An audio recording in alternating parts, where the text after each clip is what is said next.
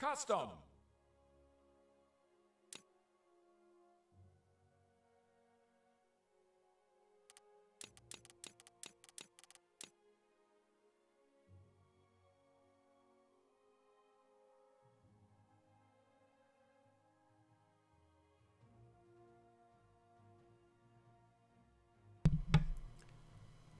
Welcome everybody, we are here today for the Web EU Grand Tournament 5.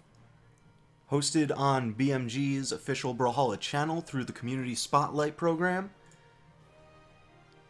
We have a nice Saturday 1v1 tournament for you. For those of you participating, there is a Discord server available through the Reddit thread, and you can actually find that on the sidebar of the Reddit. That's where all the matches will be set up through the nice admins of Addymestic, Edwin, Geltrix, and Marshall DeHackey.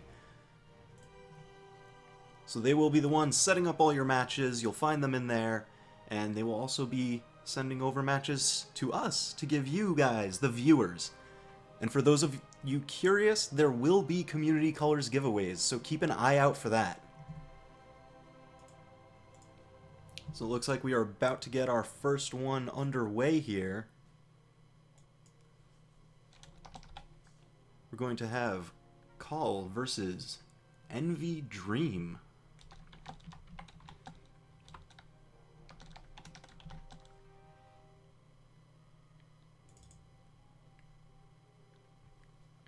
So it looks like Call playing Hattori with that nice new beautiful skin. I had to pick that one up immediately because it's just too cool. The Fox Mask reminds me of Kunimitsu from Tekken, one of my all-time favorites. Then Envy Dream playing the Orion with the nice Harbinger skin.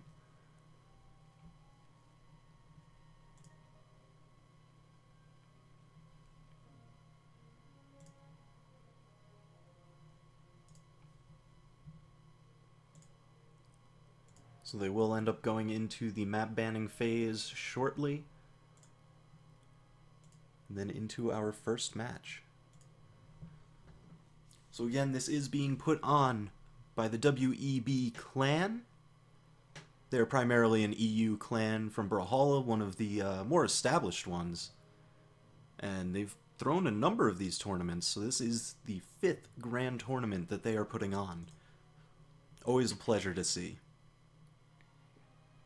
And for those of you curious, the voice you are hearing on screen right now is myself, TWK Smash. You can find me on my Twitch channel, YouTube, and Twitter, all the same handle everywhere.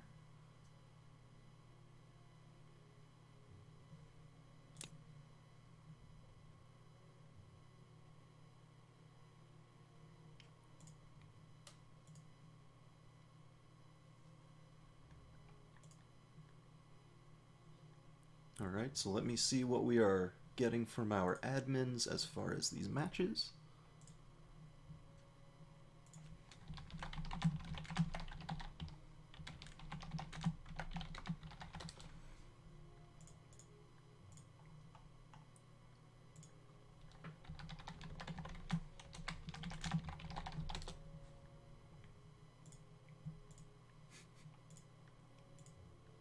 Alright, the competitors wishing each other good luck.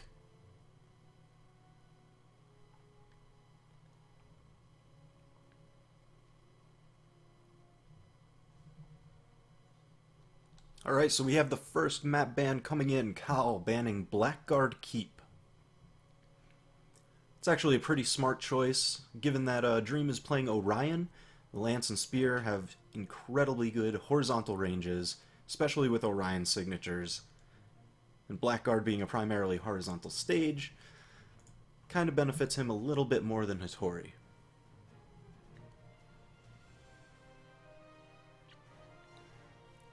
Wolver, for you asking in chat, community colors are not character specific. If you get a code for community colors, it unlocks it for all of your characters. And if you don't own a character at the time that you unlock it, they will be available when you purchase that character through Gold or the All Legends pack or anything like that.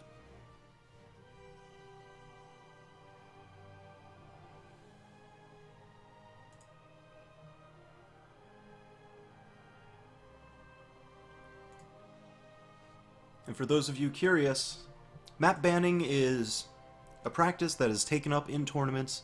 It does find its roots in other competitive brawlers like the Smash Bros. Series, where you have all these different number of maps with all their different platforms and features. And so deciding which one to start on and which one to play each time, for the first match, they will ban maps, kind of how a lot of MOBA games will ban champions. You and your opponent will kind of alternate. Generally, in this format, we now have it set where a player bans one map, the next one bans two, the next one two, and then all the way down until there's only one map left in the pool that is eligible for play. The first match will be played on that map, and then afterwards the winner gets to ban, or the actual rules, one player will get to ban one map, and then the player choosing the next map has the entire remainder of the pool to choose from. So you can kind of keep it out of one of the maps that you're the most uncomfortable on, or you think might have the worst matchup for your character. Alright, so going into the first match here,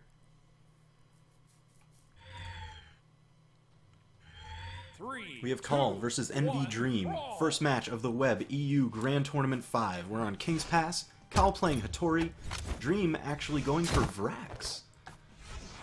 So Call manages to get the first weapon into... Oh, he just missed the grab to cancel combo with the spear. Dream getting away from a lot of damage there. Call sticking right on him with these unarmed attacks, though. So Call definitely with the early damage lead. Let's see if he can get anything going in the shenanigans area here. Dream just trying to space him out a bit with the guns, regain some composure, manages to even up the damage. Now Call's got to be very careful. Now the strength and armor ratios for these characters are even. What that means is Vrax has 4 attack, Hattori has 4 armor, so that way whenever one of them gets a hit, it's going to be just your straight normal damage. Call gets the first kill with a sword side air. So what that means is there will be generally a lot of damage coming in. Probably some early kills, because neither of them are heavily armored, but nothing out of the ordinary like a Scarlet's 8 strength. Call really just running away with this lead, but Dream gets a beautiful neutral signature, sends Call off the top pretty easily. And that's what we're talking about. Vrax has some incredibly strong signatures, most notably that neutral signature from the Lance, an insane amount of force, insane amount of damage for just that one move. Oh, Call going in there with the sword. Dream manages to recover, get through with the sword, the gun recovery. But again, this damage gap is just widening. Dream has got to button it up. Unfortunately, he loses his second stock to the nice sword combo, that down light into side air. One of the more popular options, as it generally leads to either a good edgeguard scenario, or, at high damage, a kill. Now Dream, with this lance, he's got the chance to pour on a lot of damage as long as he's kind of careful. And here's another thing. These are the new smaller 1v1 maps that were recently put in. So King's Pass, if you've played on it in other game modes, you may notice the sides are slightly different. They don't go down quite as far, they have that angled edge going in, so you don't have as much area to kind of camp on the side. It's a little riskier, and Dream does get that second kill, again with that Vrax neutral sig from the Lance.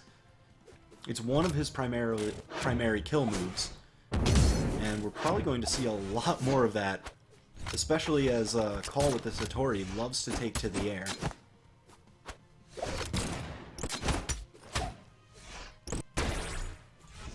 Dream just trying to fight back. The damage actually isn't too bad. He managed to make up a lot of the deficit. So with just a few more Lance hits, he can even this up. Wow, Call just getting over that bomb. Replies with a nice spear combo. He's just gotta grab this weapon over here. It's the sword. He's getting that side air. Is this reminiscent of the past two stocks? Dream grabbing the pistols. Categorically, he hasn't been doing too well with them, though. Most of his damage and kills have come from that lance. And Call gets the final kill with the spear recovery.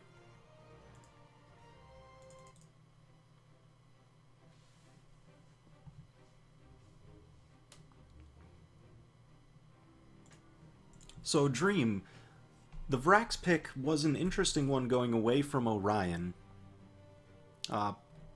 Personally, I do feel like in this matchup, Vrax does have a little bit more of an advantage than Orion does. Just because Hattori and Orion both have the spears, but Hattori has a little bit more speed, so that long range can be put to more effective use. So Vrax going for a little bit more coverage with the lance and range with the guns was probably a good idea to try and minimize that speed advantage that Hattori has. They're taking a moment in between games. But again, it really depends how comfortable he is with that Vrax. If it's one of his more secondary characters, you know, a lot of times it's not only the character matchup that matters. If you're playing a secondary, you may play significantly worse than your main. So I'm very interested to see who he picks in this second match to try and bring it back.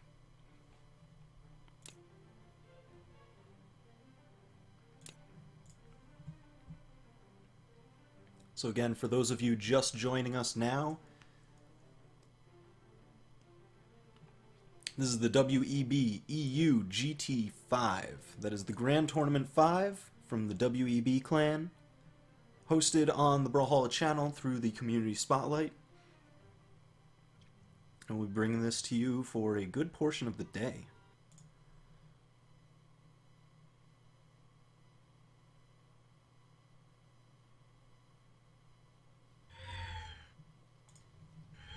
Alright, going into the second match here. Call opting for Koji, and Dream switching over to Hattori. Now this is really interesting. Call just beat Dream with Hattori, so Dream might have been looking for the mirror match to try and win that. Oh my god, but Call with the bow, getting those nice ground pounds. Definitely winning the damage war. This is a lot like that first match. Especially if he can manage to get the early kill here with the side signature, and he does. Koji's bow side signature, as many of you know, incredibly strong force, great reach. So one of the better kill moves available to that character. And again, the bow. It is such a great edgeguard weapon. The side air and the down air, and the ground pound with such great force. So I don't know if I really agree with fighting it in the shenanigans area between the platforms here. Just because it's so easy for it to win out. Bow and Katars, some of the best edgeguarding weapons, just because of a great deal of their moveset sending the opponent downwards, just like that side air there. This is going to be rough for him to recover. Not able to do it. He tries to go through the underside, but gets caught on the angle. So Call on a 2-stock lead right now, just entering Deep Orange. Dream tries to knock him out with that neutral signature on the unarmed, but just not enough. Now Call going for a big unarmed combo. Trying to just repeatedly ground pound. Dream not able to get back. So Call will take that in a 3-stock victory with Koji.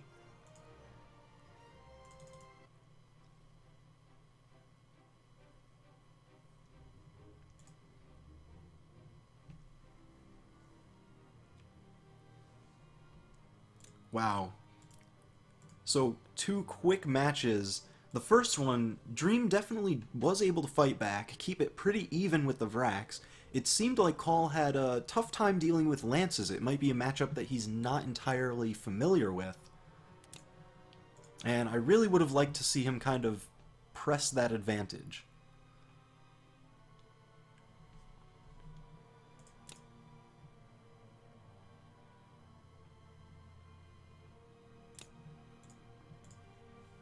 Call ended up switching over from Hattori to Koji. They do have the sword similarity, but Koji, with that higher dex, does get some more serious unarmed combos available. And it definitely seemed like Dream had a tough time dealing with the bow. Now, a lot of the bow moves, they don't have too much range, but if they do, they have very thin, long hitboxes. So it can be a little more difficult to snipe opponents out with them. But all of the air moves start up faster than their respective ground moves. That's a little bit of an inverse of most weapon sets, so you'll see most people playing bow stick to the air, primarily use that side air, the neutral air, even the down air, and just really go for those aggressive edgeguard attempts.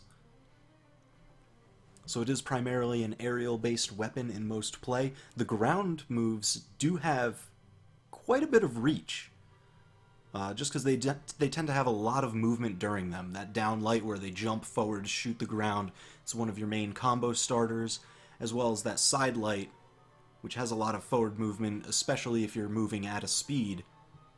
And that can begin a lot of great strings, primarily into your combo starter of that down light.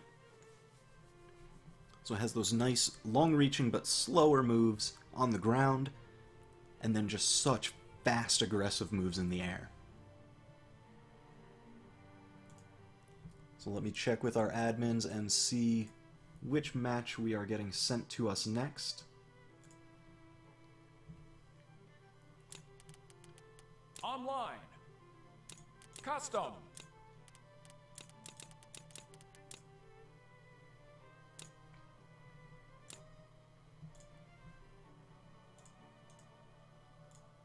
Alright, looks like we are getting... Next game here is going to be Royal Landflux against Boo Dobrain.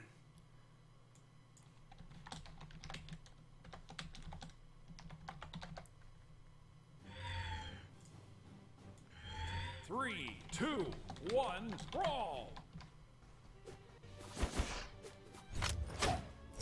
Alright, so we are here on Great Hall for the first match of this set. Royal Landflux coming in with the Nash. Dobrain coming in with Cassidy.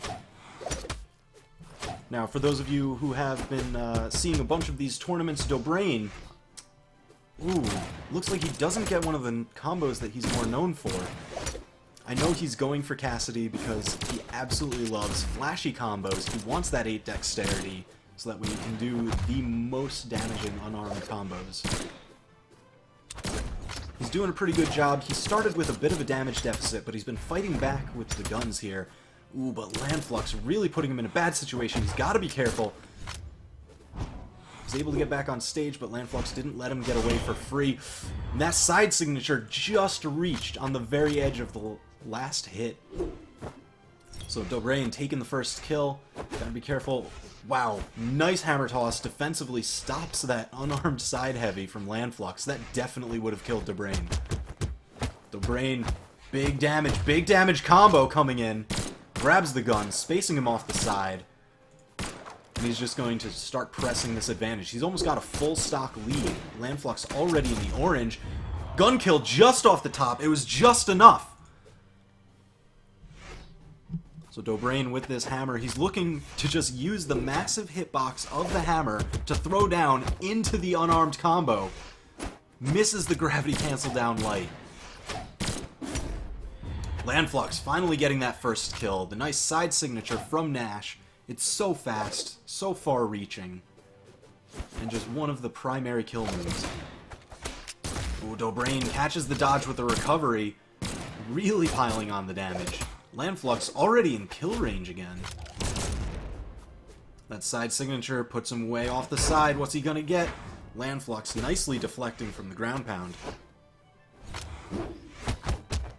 Dobrain just continuing to add damage on every small punish that he can, because eventually, even the weakest move will kill. But he gets it again with that hammer side signature. It looks like Landflux is just not fully identifying the areas of influence that Cassidy has. What moves does she have? What areas do they cover? I remember there was a Reddit post a while ago that was actually very interesting. Someone kind of took all the hitboxes that a character is possible of producing from a given position and overlaid them all together. So it gave you these nice little blobs and shapes that kind of showed all the areas they were able to reach at any given moment. So Dobrain, again, getting big unarmed damage, puts Lan already in the orange, gets the guns, pressing the advantage, but Lan saying, hold on, hold on. Ooh, scoops him through the shenanigans area. Not able to punish the down light, but he does get the chase. Dobrain forcing him out to the side. Landflux deftly maneuvering around these gun moves. Manages to even up the damage here. Gets the side air. He's got him in the edgeguard scenario. Let's see what he's got. Prevents him from going down below. He's covering most of the options, but manages to reclaim a weapon instead. Dobrain grabbing a hammer, going for the ground pound, but Landflux goes just off to the side, beats him out with that spear recovery. That was a beautiful kill. The spear recovery, since it does have such a wide hitbox, if you can aim yourself to the side of somebody... Oh my god, Dobrain! With the quick ground pound, didn't even take any damage, even stocks. But that spear with a wide recovery, if you can manage to aim yourself to the side of somebody, you can beat out almost any move without the risk of being hit.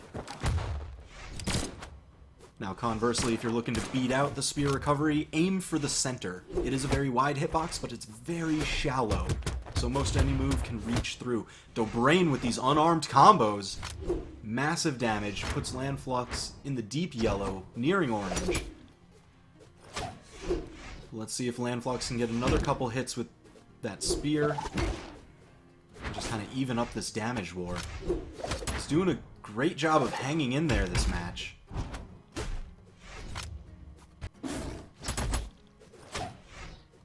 Beautiful reply. Now, the Nash side signature into the spear neutral light. It's a pretty popular Nash move that a lot of players kind of fall prey to because it looks so fast.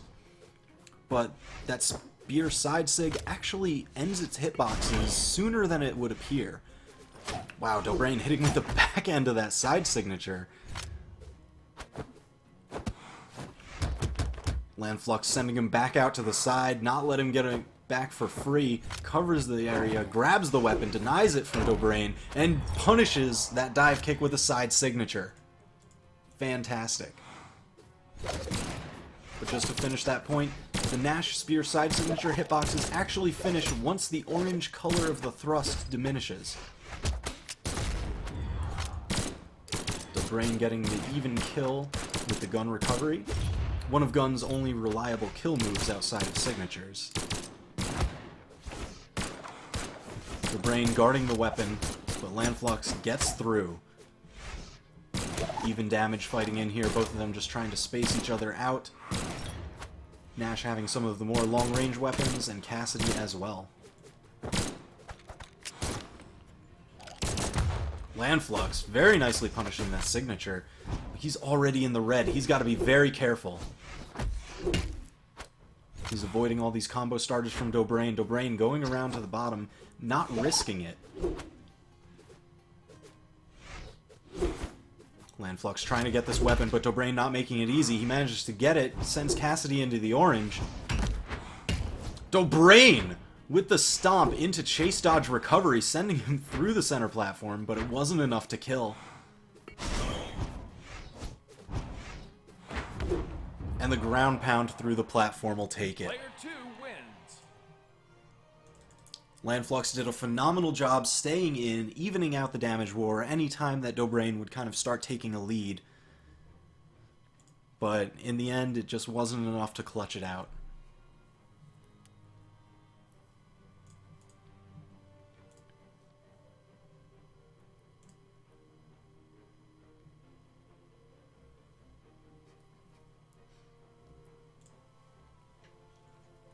So that'll put that match 2-0 for Dobrain over Landflux.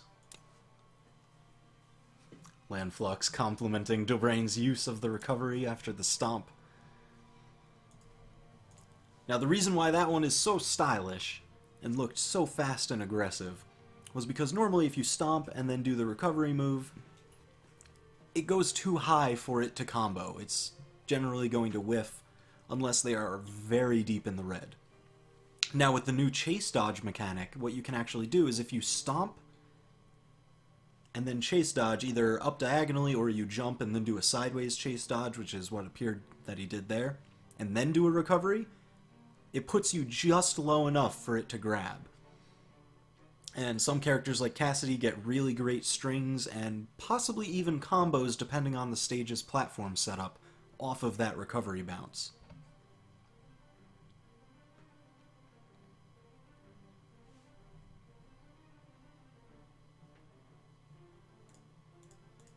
Alright, so let's see which room they are sending us to next. And I'm actually going to take a look at this bracket, see how it's shaking out. So that was one of the round 2 matches. It looks like we primarily have all the round 1 matches finished.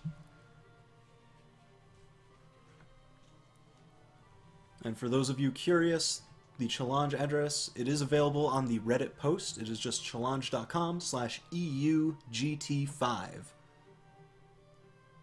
This is the EU Grand Tournament 5. So they're working their way through all of the round 2 matches. Dobrain versus Landflux was one of them, and it looks like Dobrain will move on to face the winner of Pandabarsh and Nonamer. Or Non-Aimer. I guess it's not Aimer.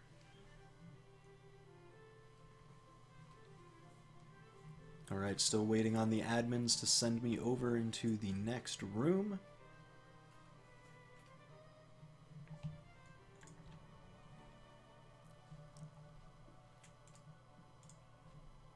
Alright, we got our match assigned here. And let's see who we have going on.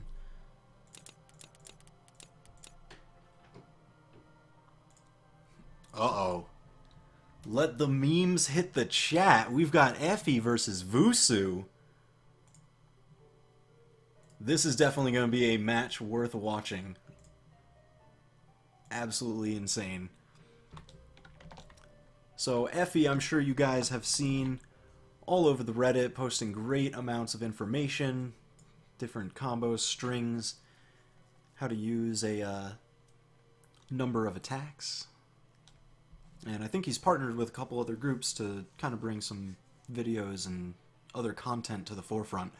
And then Vusu, the original meme, posts on the Reddit all the time on just about anything that he can. Let me just get these matches set up here. So it's going to be Effie versus Vusu.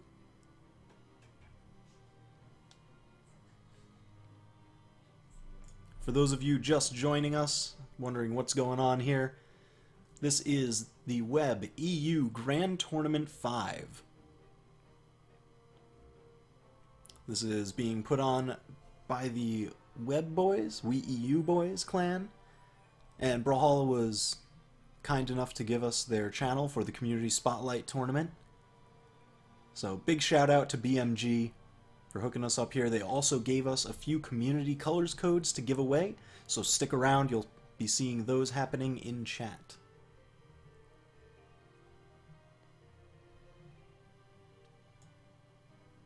We'll be shifting over to the giveaway page and everything a little later on.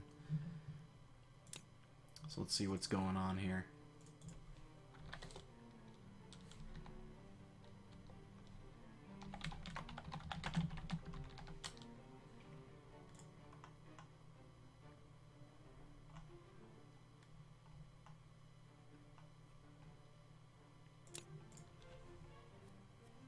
Alright, so Effie picking Ada here, and Vusu playing Bodvar. Bodvar, a lot of people feel, is always a strong pick. Not in that he is always near the top or anything, but he just has very solid weapons. Sword has never really been bad. It's gone from varying ranges of really good to, yeah, mediocre. And then Hammer, again, just a pretty solid weapon. Right now, a lot of people view it as the most balanced weapon in the game.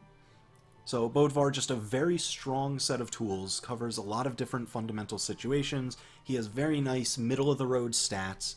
6 strength and dex, 5 armor and move speed. And, you know, he's the box art character. He's pretty much like your Ryu or your Mario.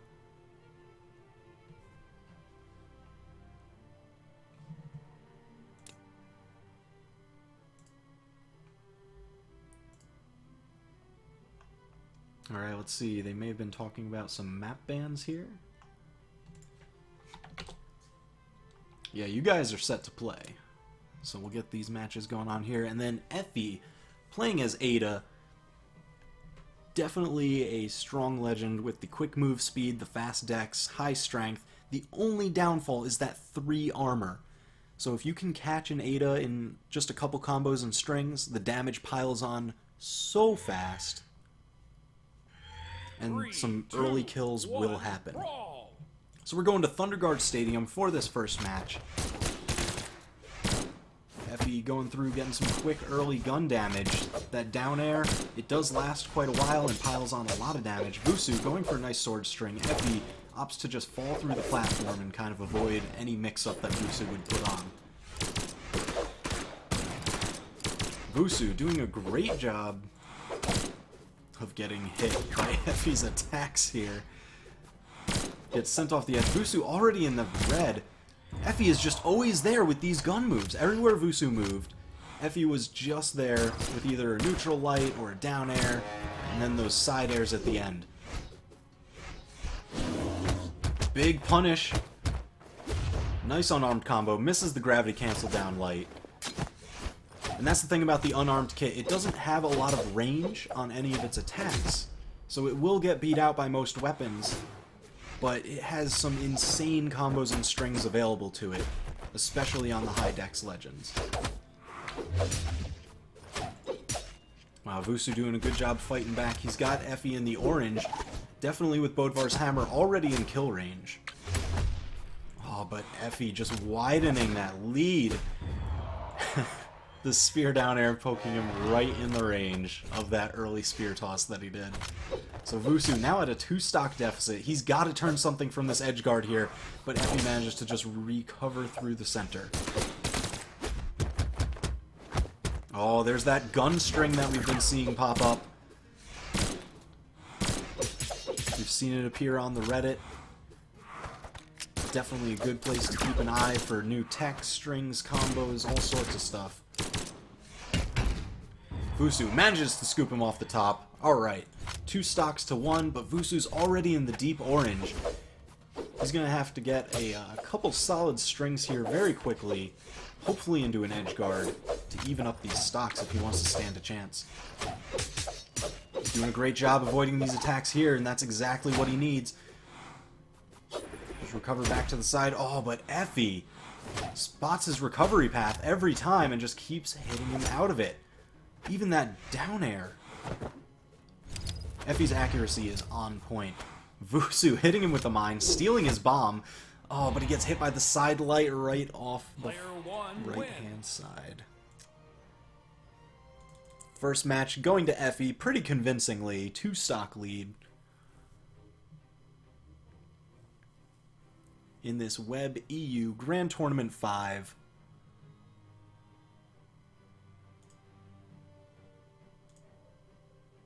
Now let's see what the map ban is coming in.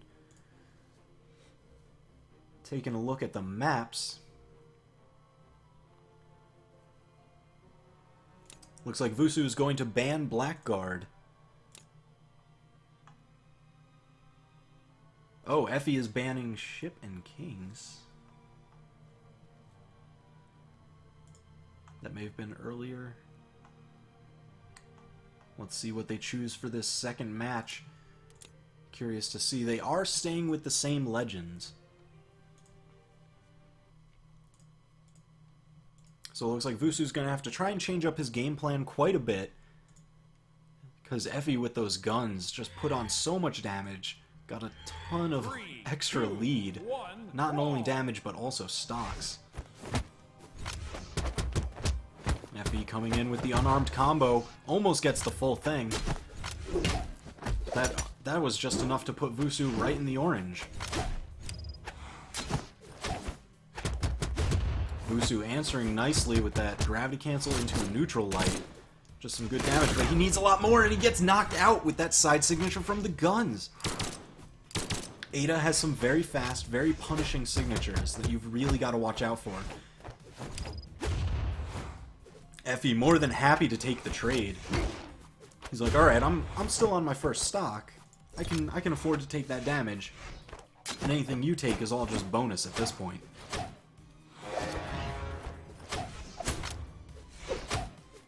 Man, Effie's movement with this spear is just ridiculous. He always knows just how to get around Vusu's attacks. Just out of range. And whiff punish. Vusu in the edge guard. Let's see, manages to make it back, but is it enough? Effie just kind of stopping his approach with that weapon throw there. Vusu dodges into the down signature from Ada. Ground pound again, 2-stock lead. This is looking reminiscent of just the previous match. Vusu's definitely on the back foot, and he has quite a hill to climb. But let's see, he puts him into the edge guard. Is he able to capitalize off of it? Keeps him out, extra damage. Kills him with the side air. Even stock. Now he's in a better situation here than he was last time. Previously, he was already in the orange by the time Effie was on his second stock. So Effie just being very patient. Kind of noticing, I've got a lot of time to work through. A lot of extra lives to go. So just any small punish, any errant hits that I can get just helps widen that lead and secure the victory. So I'm really a big fan of Effie slowing it down here like he is. He's just pressing that advantage, putting the impetus on Vusu.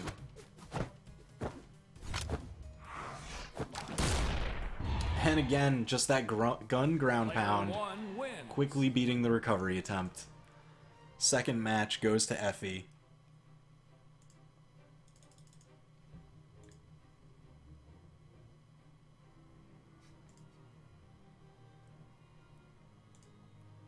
Alright, looks like we have our next game set from the admins. Thank you very much for handling all of that.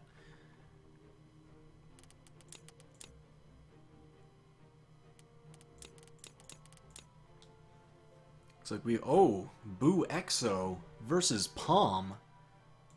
Exo playing Koji, it seems. With that new demon skin. Definitely a good one. I'm thinking about picking that one up, but I'm not 100% sure yet.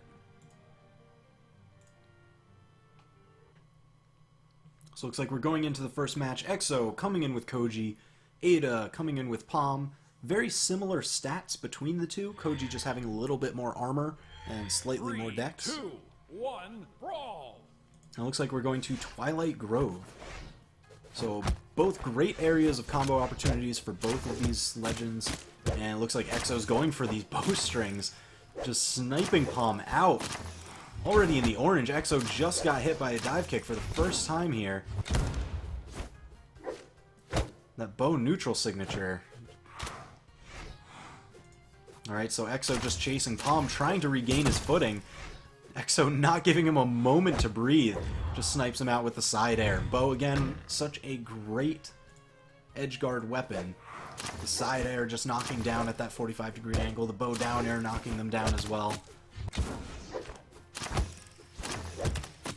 And again, this is what we were talking about before. The bow, all of its air moves are faster than its respective ground moves. So you'll see most bow players keep to the air and kind of try and cycle between them, covering a lot of different options. So that's what Exo's doing here. He's forcing out dodges with some of the moves, and then just responding with the other in the dodge direction. So Palm already in the orange, but he does have Exo in the red, so if he can score a kill here and hold on to his stock with that side signature, just knocking him down through that angle, he's got a chance. I'd really like to see him get some beefy spear combos in here. Get some nice damage. Oh, but Exo with the sword combo down light, side air, knocks him out, keeps the stock lead. He's looking to close this one out quickly, denies the weapon, grabs the bow. He had great success with it in the first couple stocks, and he's looking to replicate. Palm really just sticking for like a ground-based game. Finally pays off with a big spear combo. Let's see if he can score this kill here. That'll be huge. Almost gets the edge guard. He's got to keep it out. Exo just manages to touch the bottom with that dive kick. Palm gets the kill with the sword recovery. No, Palm! What happened? He got stuck in the weapon throw charge. Ended up falling too far. Oh, that is heartbreaking. He had evened it up. He was in such a good position.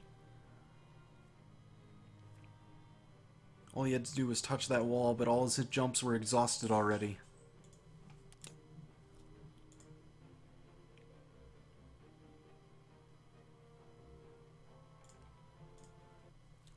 Alright, so Exo and Palm going into their second match here. Looks like we are going to Mammoth Fortress. Now again, all these new 1v1 maps that were kind of redesigned to improve the experience, give you a little more tighter, snappier play. You'll notice on Mammoth Fortress here, the sides are about half the length that they were. So there's a lot less safety on the edge. Palm answering back with a nice gun combo, Exo with an early damage lead, but Palm quickly closing that gap. Ooh, Exo going for the dodge read, but again, all those bow moves, especially Koji's bow signatures, they do have very far-reaching, strong hits, but very thin hitboxes. So if you're not on point with your aiming, you can get punished pretty easily. Palm manages to make it back to the edge. Exo trying to chase out. Palm just dodging around again, trying to make it back. Wow, he went and bet it all on a gravity cancel down signature. Had that hit, it would have killed Exo off the side. It was a gutsy move, I respect it. Unfortunately, it didn't pay off. Exo just trying to pour on as much damage with the bow here as he can. Let's see if Palm can even this up before he goes deep orange. Exo already sending him towards the red.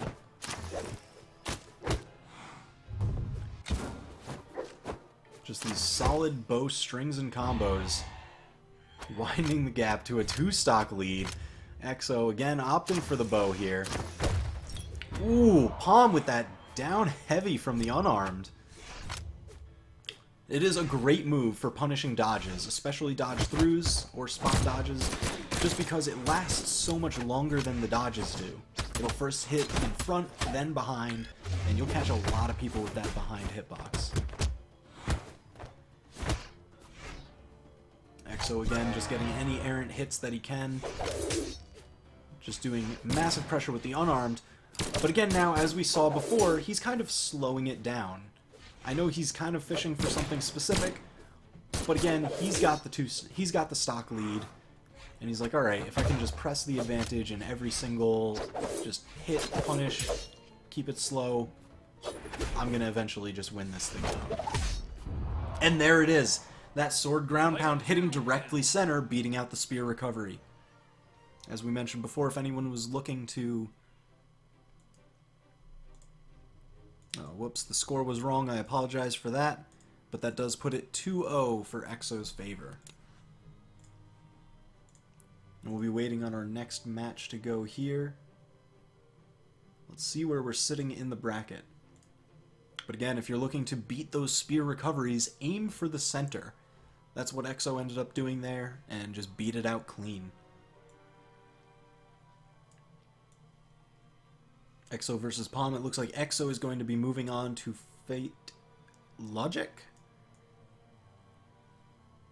And then the winner of Lanzui and Malteger is going to play Addymestic. Very interesting.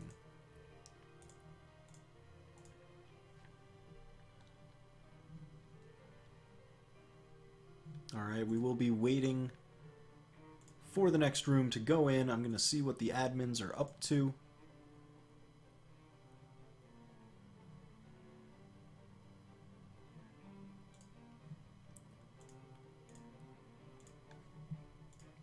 Looks like we got some people coming in the room. We'll find out if this is our next streamed match.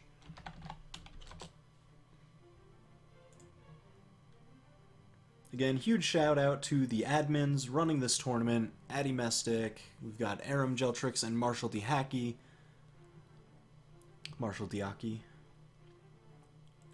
Just setting up this tournament. Again, this is the Web Grand Tournament 5, hosted by WEB Clan, We EU Boys, and Blue Mammoth Games, the developers of this game Brawlhalla. They were kind enough to give us the Brawlhalla channel for the Community Spotlight tournament here.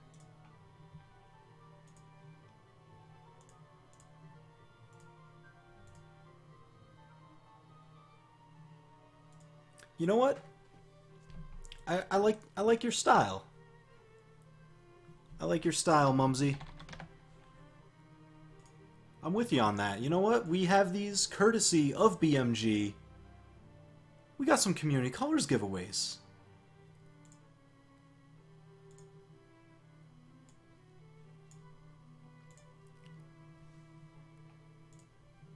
So let's go ahead, move over to the giveaway. That's right, giveaway hype.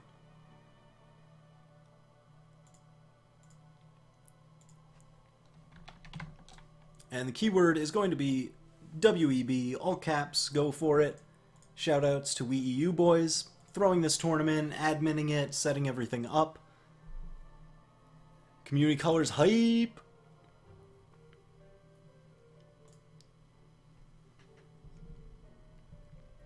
Alright, I'm going to grab this glass of water here while we set up this giveaway.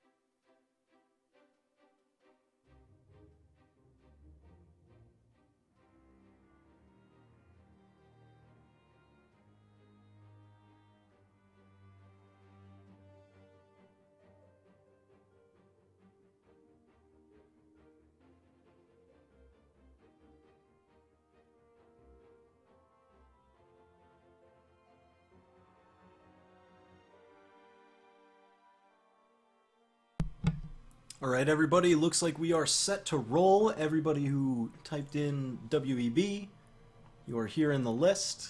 If you do end up writing it multiple times, it doesn't knock you out or anything. But, you know, be kind to the chat, let them all get everything in there. So now that we are set, we're going to roll. Big suspense, who's going to get it? Community colors? Evolution!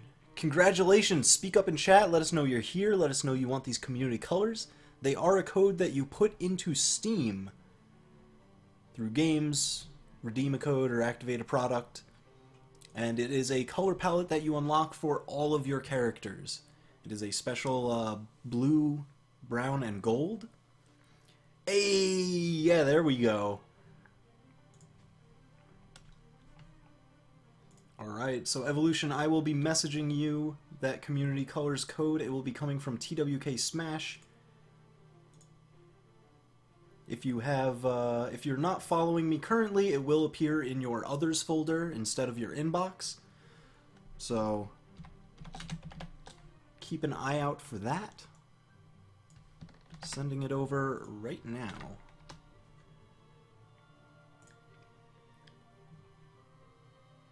Congratulations, alright. So there we have it, and we do have the next room number as well.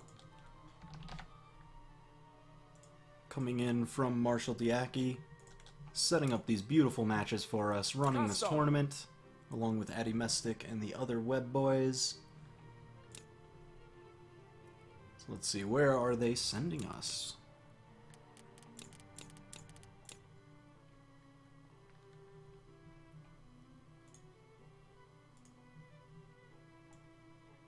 Alright, changing the scene over back to our tournament. We do have a few more. Oh, he got them already.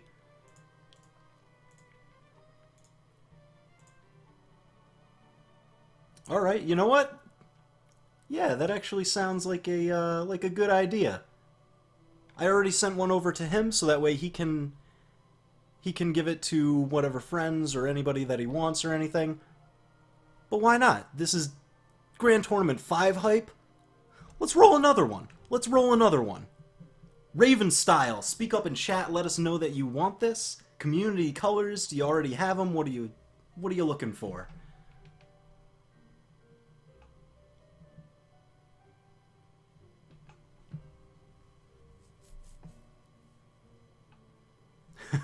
Another one, and another one. So Raven Style, just let us know. I'm giving you a minute in chat to just speak up, because I know there is a bit of a delay, especially depending on where you're watching from.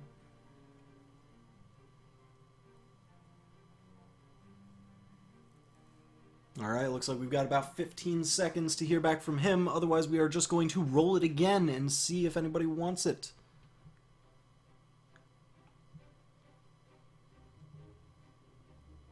The stream started just about an hour ago, for those of you curious. Alright, looks like we are re-rolling Pahanis. I love that picture. That is, yes. Oh, it feels so good. Are you here? Do you want these community colors? Let me know. Yeah, super rigged. Get your rigs in chat. PogChamp. Do you want these community colors? Let us know. I got a PogChamp.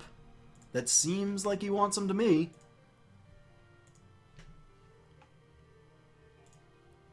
Yes, please. Alright, so I will be sending that over to you. Again, if you are following me, it will be in your inbox. If you are not, it will be in your other folder on your Twitch.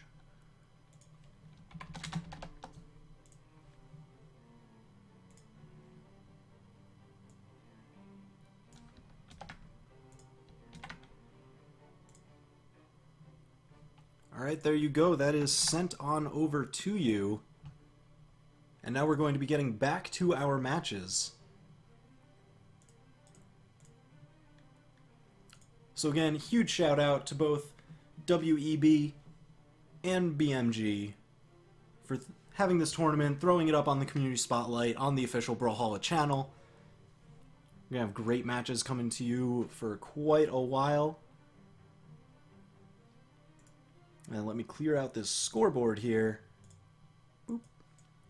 Looks like we're going to have Z-Pyretic versus 515.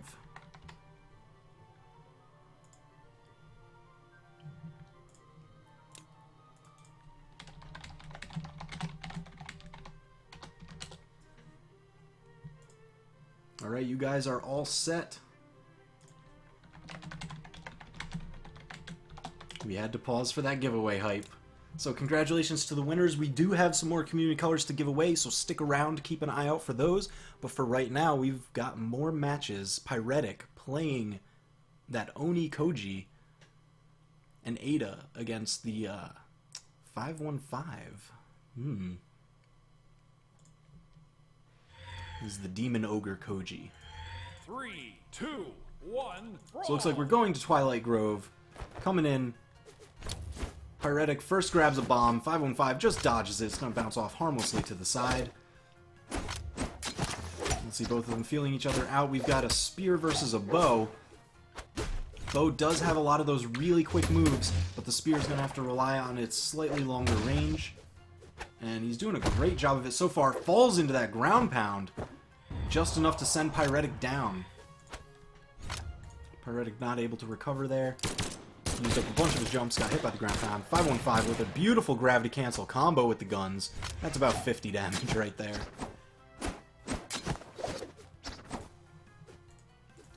Looks like they're just kind of feeling each other out. Pyretic jumping around, giving them thumbs up, lets us know okay. Nice sword combo. Evening up the damage, going for these edge guards. Just misses. He's got to dodge up to make it. I would have liked to see 515 kind of press that advantage. Pyretic overestimated some of his air options and was in a pretty dire situation, but 515 just kind of backed off and let him get back. So 515 with just about a one-stock lead here. I mean, every bit of damage that he's getting on Pyretic is all just bonus at this point. Ooh, Pyretic hitting the dead center of that spear recovery, knocks him out, and kind of ensures the kill. So 2 stocks to 2. Pyretic grabbing a sword. Whoa! Camera bug happening with some of the thrown items there.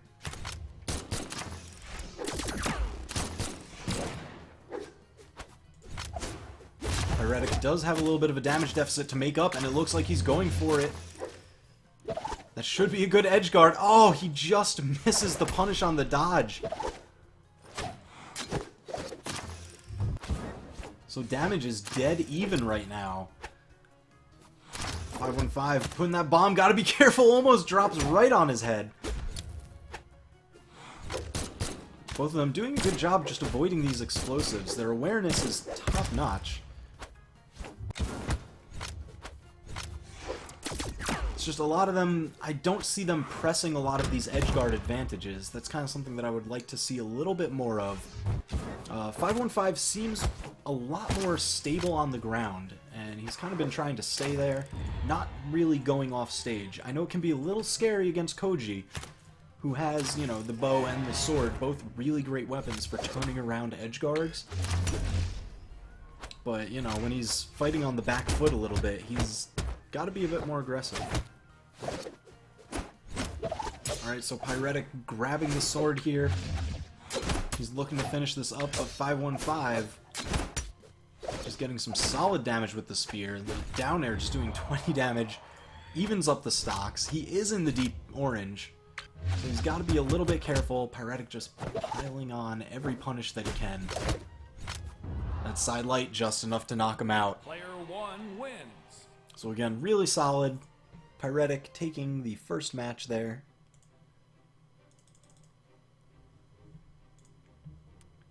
Now let's see what we've got coming in for map bans, or if there will be any... Oh, Pyretic had to restart his client at the start of the match. Seems like he was having some connection issues.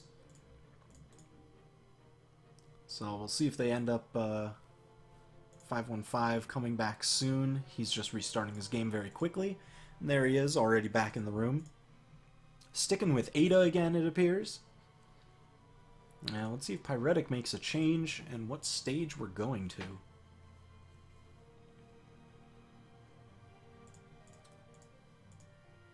Now, in the flatter stages with fewer platforms, the bow-gun combo is definitely going to have a bit of an advantage over the sword-bow combo. So 515 is definitely in good position for the matchup.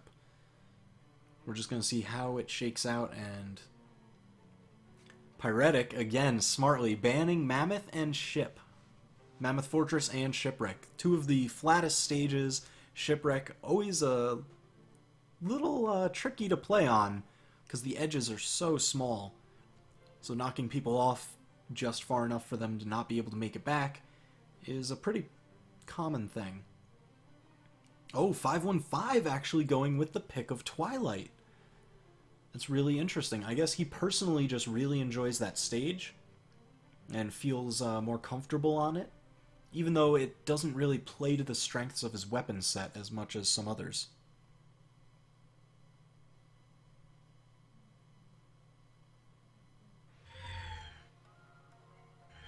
Three, two, one, brawl! Alright, so going in here, same matchup, Koji versus Ada on Twilight Grove. Pyretic is trying for the unarmed combo, just missed the downlight. Doing a good job just replying with that sword neutral light.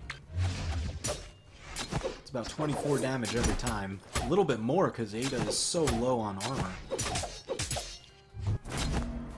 Wow, Pyretic going for the hard dodge read, but 515 just kind of stayed in place. Manages to get a kill pretty early with that Ada signature. That neutral spear signature, one of the better ones in the game. It gives so much coverage, knocks him down at a great 45-degree angle, lots of damage, lots of force. It was nerfed just a couple patches ago. It used to pick people up off the ground if they were standing right in front of you, but it no longer does. The hitboxes don't become active until they're farther up. Pyretic just sniping out with these throws. 515 not able to make it back. So even 2 stocks apiece, Pyretic with just a slight bit of damage on him, which he is evening up that gap right now. Huge ground pound into the weapon toss, just enough to send 515 down. And just like that, 0 to death. 515 throws the bomb, Pyretic stays above it. Here we've got that spear. We need some quick answers from 515 like we saw in that first stock. And he's doing a great job. There's that neutral signature again, so much damage. Beautiful weapon throw into the dive kick. These are the kind of plays we definitely need. Wow, that falling spike ball knocked him out of the gun down air.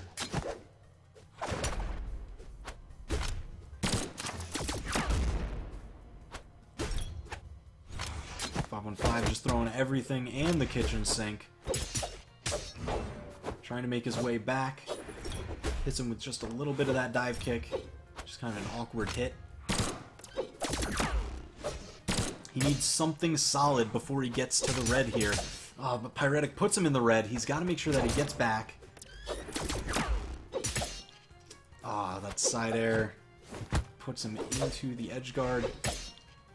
And that's the thing, even when your opponent is in the deep red, fully charging a signature is incredibly risky. And more often than not, it will just kind of get you punished by a quick side air or down air. Ooh, trying to snipe with that spear toss. Not enough, though. He is opting for the spear. Probably just kind of be fishing for ground pound recovery or side air. Explosives, gotta be careful!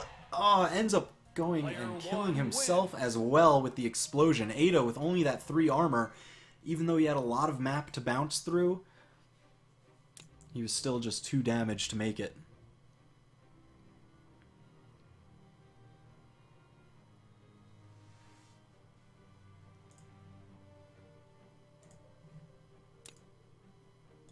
So GG's coming in. Pyretic takes it 2-0 over 515.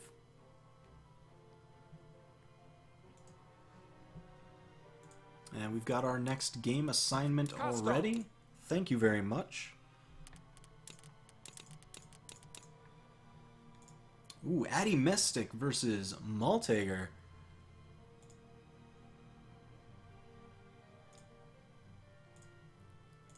Beautiful. Let me get these in here.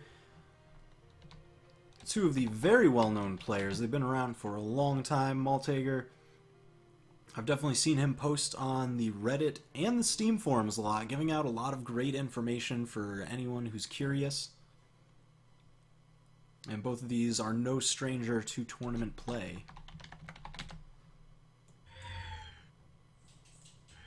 Three, two, one, brawl! Let's see, Maltager is in a Z if I'm not mistaken. Here you go. So we've got the first match coming in, Thunderguard Stadium, Addymestic versus Maltager, Bryn versus Hattori. So Bryn and Hattori, 2 of the faster characters in the game.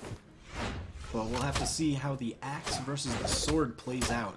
Both of these characters having spears.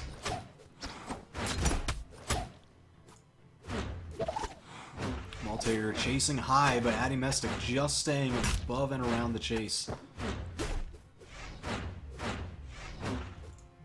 Now, what Malteger was doing there as he was making his way back, he tossed the spear up high so it kind of would bounce off the wall or maybe just go over the edge.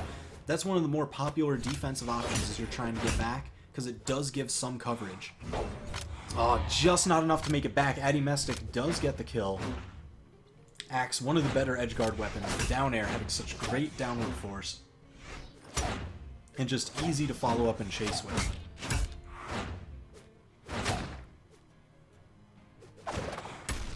And again, the axe, with those large sweeping hitboxes, you'll see primary use of that neutral light, the down light, for when you're just kind of spacing people out. But when you're actually going for the brawling, the damage, the chases, it's going to be a lot of these aerial moves. They're just big, sweeping hitboxes, and they just feel chunky. Malteger sniping with the sword from the other side of the stage.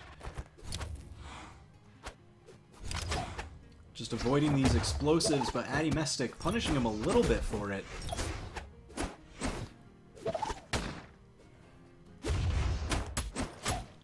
Malteger, nice combos, good toss setup. Wasn't able to pick up the next weapon in time, though. Addymestic with the standard spear combo puts him in the edge guard, picks up an axe, gotta be careful. Hattori is deep in the red. Oh, and Addy turns around that edge guard. He dodged one of the ground pounds and just chased right back with a down air of his own.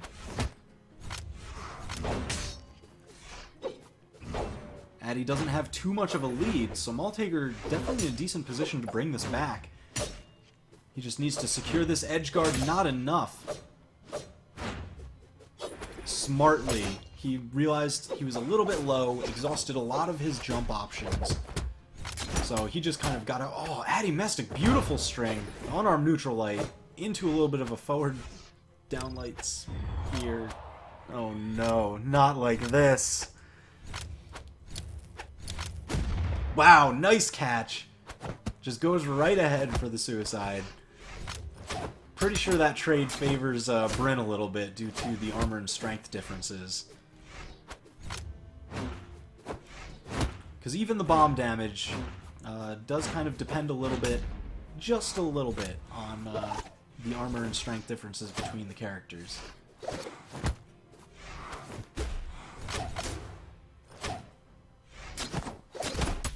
Ooh, Malteger replying nicely with the spear combo, both of them being very cautious. Last stock, Malteger with the nice spear toss for the coverage. But Addy gets him as soon as he goes for that horn call. And that's something that you'll probably end up seeing a lot of. Just in your general play, whenever somebody makes a horn call, they're less inclined to dodge a lot of the time.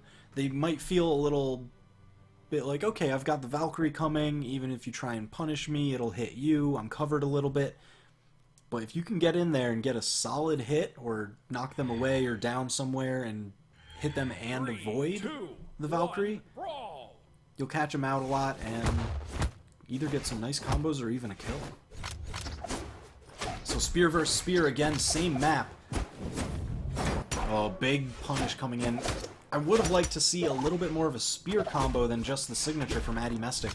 Signatures by themselves usually don't do as much damage as a full combo. But Addy doing just fine in the damage war here. He's already got Malteger in the orange. And Malteger seems more than happy to just kind of hang off the edge and just wait around a bit. You know, against the axe, I don't really feel like that's been a strong suit of his. Addymestic turned around a number of edge guards in that first match. But both of them are just about even damage. So Malteger's been fighting back. Who's going to secure the first kill here? Addy knocking him far out with that side air. Ooh, just misses the spear ground pound. Malteger again with those weapon throws into recovery. Addy falling just on the mine. Looks like he might have tried to pull back a bit to avoid the weapon toss.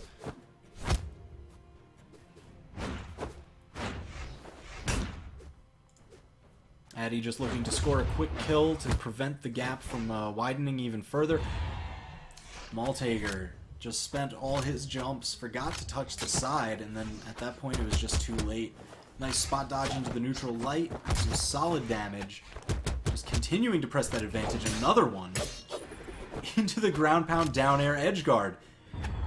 And just like that, full stock lead, clean damage.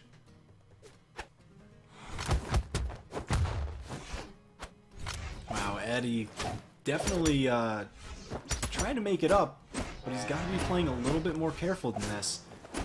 He's down a full stock, and he can't afford to take any damage.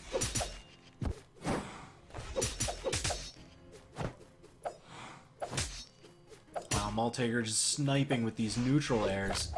Such great art coverage. Going for these edge guards, but let's see. Again, those upward weapon tosses Malteger's been making great use of.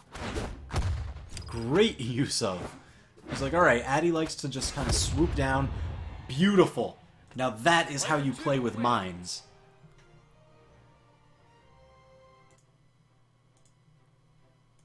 One of the more popular and easiest ways to hit people into mines, oops, is with that unarmed side light,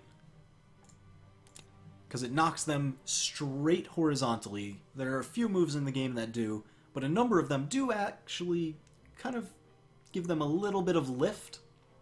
So a lot of the times you'll see if you do like an unarmed neutral light, it'll have them skip like right over the bomb, right over the mine, whereas that side light, right in every time. So let's see what we've got coming in for map bans. Ooh, Addy needing some water after that one.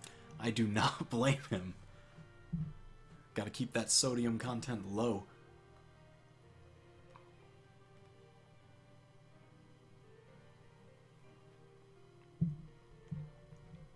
But no, that was great adaptation from Malteger. He noticed that Addy likes to swoop down with those axe down airs. It's one of Axe's most prominent moves. And he's like, alright, if you're going to swoop down every time, go for that. I'm going to have a weapon toss waiting for you. It's going to interrupt that attack, and then I'll be able to just hit you with the recovery. Just nice, clean, solid damage back on stage.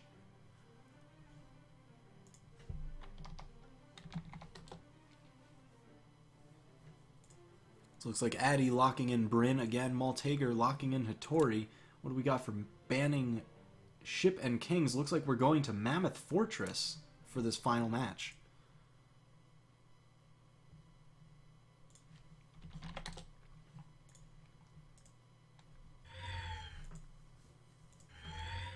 Alright, coming in Mammoth Fortress again, the new 1v1 version with the shorter sides. And again, we have a spear and an axe on the field, so edge guards abound. Malteger, nice sword combo into the follow-up. He seems much more comfortable on this map. There's no shenanigans area to worry about in the center, just nice flat ground, maybe a platform at times. And he is definitely playing incredibly solid. This is a huge turnaround from the first two games. Ooh, but Addy not to be outdone. Just a few solid hits from Bryn's axe. And the damage is just about even. Just swinging away, hit for hit. Addy trying to make it down back from the top. Malteger misreads for the signature. Addy gets the kill with the side air. Tosses things out to just set himself up nicely. Denies the weapons. Gets some really nice punishes. Good read. Addymestic just going to deny every weapon he can. Kind of saw all those nice weapon throw coverages that Malteger did last match, and he's like, alright, if you don't have a weapon, you can't cover it. Bombs tossed everywhere. Nice read on the jump. Tosses it up instead. Ooh, Malteger able to turn that around. Addy dodged, unfortunately, below the edge. That was a really nice turnaround from Malteger. So the stops are even, but the damage is anything but. Addymestic has Malteger in a really rough situation. Are we going to see another axe side air just kind of sniping him out the side? It's getting close. Ooh, Malteger not afraid to go down, but he does himself. That's the thing about the axe recovery. Since it swoops around, the direction of the force changes depending on where it is. So when it's swooping around the bottom, as you would expect, it hits downwards. So Addy just going to try and get any damage he can. Just anything again to press that advantage. Nice bomb catch into the dodge. A little bit of an option select there in case he missed the catch timing. The dodge might start up in time.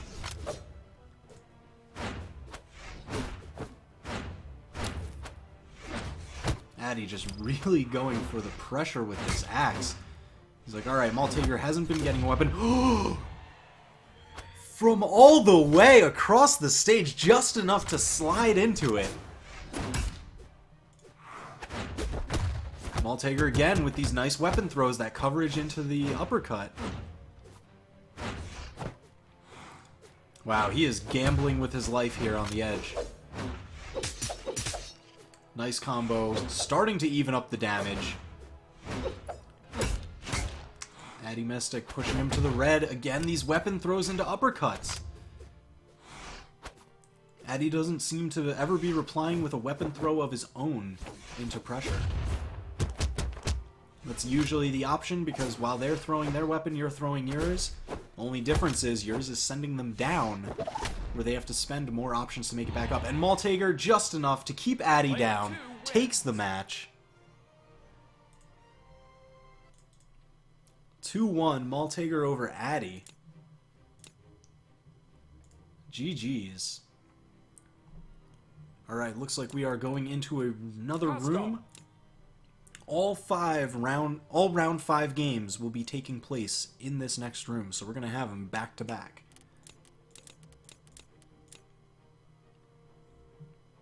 And let me actually see where this puts us in the bracket.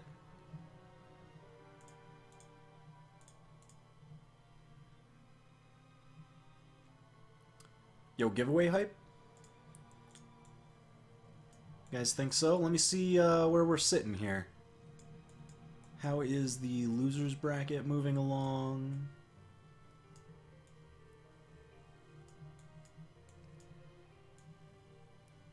Okay.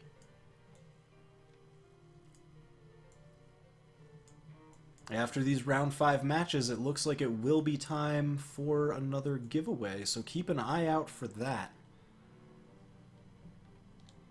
Possibly. Doo-doo-doo. Wow, looks like we got Dobrain versus Effie. And the other round 5 match is going to be Exo versus Malteger.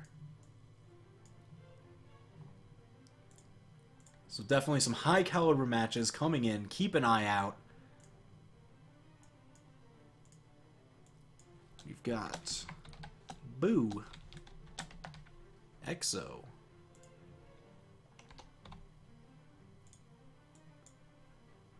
that is going to be against Effie.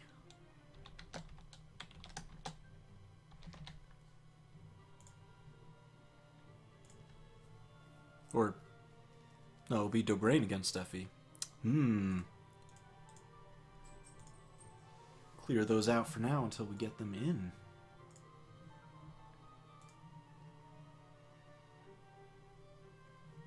Exo really liking that Demon Ogre skin. It is definitely a pretty cool one. I kinda like the weapons from it. The sword that just looks like it's hewn rock. But it looks like Exo is feeling the barnacle sword from Cursed Gold Thatch.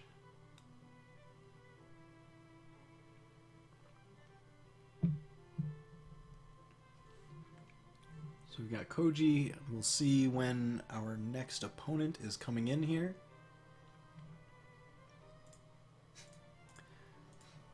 Not really a fan of the skin.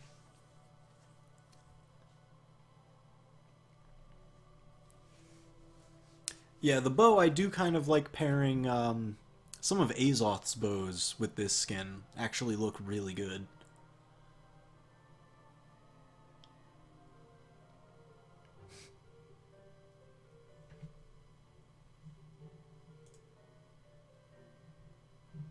What? Looks like we do have Maltager in the room. Somebody else who is not in the tournament, maybe. Unless they change their name. Alright. So again, for those of you who joined us in the middle, this is the Web EU Grand Tournament 5. Put on and hosted by We EU Boys Clan, and BMG was kind enough to let us use the Brawlhalla channel for this tournament spotlight. If anyone's stopping by for the first time, Brawlhalla is a free-to-play brawler. It's available on Steam, free-to-play, again, just to be sure. And they do have all sorts of great skins and extra taunts and sidekicks and everything available for purchase with Mammoth coins. But just give it a shot if you haven't. It's an incredibly fun game. They've got a ton of great game modes, always coming out with new ones all the time. They had a new one hit just this past week, Strikeout, where basically you choose all your different legends and you play one of them each stock. So it's a little bit like a Pokemon battle almost. Then I know not too long ago the Snow Brawl fight came out. That one is amazing. Pretty much just everybody tossing snowballs back and forth. You fight for who gets the most points from those hits. And then, of course, classic Brawl Ball. Can never forget. The devs are too good at Brawl Ball. Challenge them to fights. We'll see what happens. They are the tightest knit team. 3, 2, 1, brawl!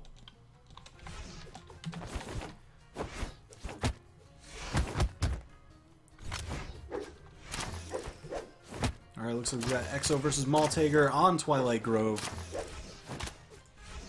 Exo again playing that Koji. We saw him with the bow earlier before, using a lot of those air moves. Just covering different options into a couple nice edge guards. And again, those signatures, they do have very thin hitboxes, but they hit incredibly hard. Good damage, great force.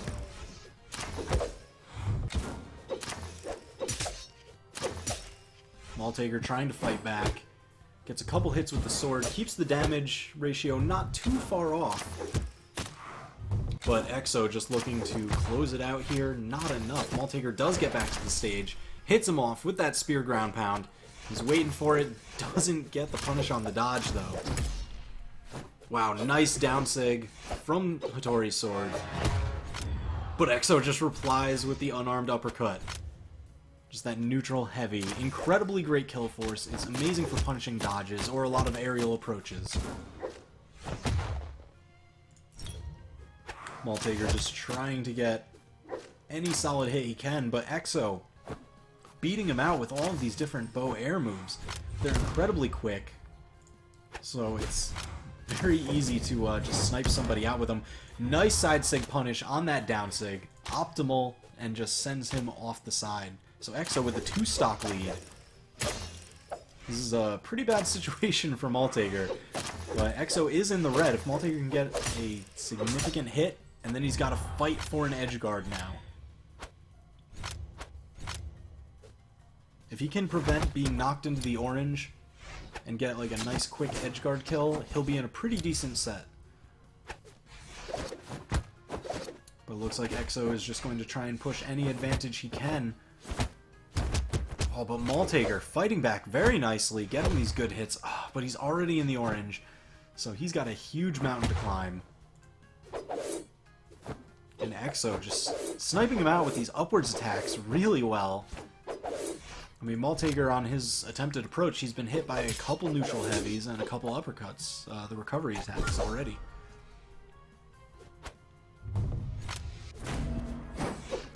Wow, Maltager missing the punish. Now, Koji's down signature, it does teleport from one side to the other. Oh, Maltager does get the kill. He's kind of in the red, though, so he's going to have to button this one up very carefully. And again, Exo just answers with the neutral heavy. That is one of the stronger kill moves in the game, so it is a great option. But again, we saw there, Maltager did miss an earlier kill opportunity on Exo, just because Exo was charging that down signature from Koji's sword. Now, it does teleport from one position to the other, so you can't hit it during its travel path like you can for Hattori's.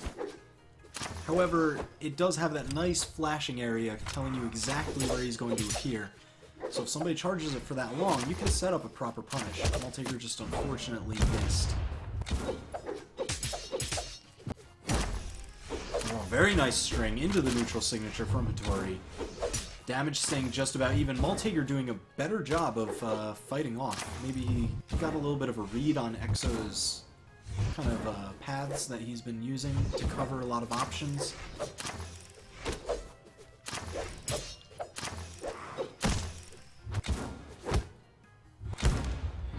And Exo, just like that, reacts to the bounce, sees that he's not dodging, snipes him with the neutral signature right off the top. But now Exo is in the deep orange, takes the bomb hit, not quite enough to knock him out, but Maltager gonna pressure a little bit, scare him with the bomb. Nice signature, that's enough to kill. Evens up the stocks. Clear damage. Ooh, Exo just missing that ledge cancel down light. I know he was going for it. He's a huge fan of those combos.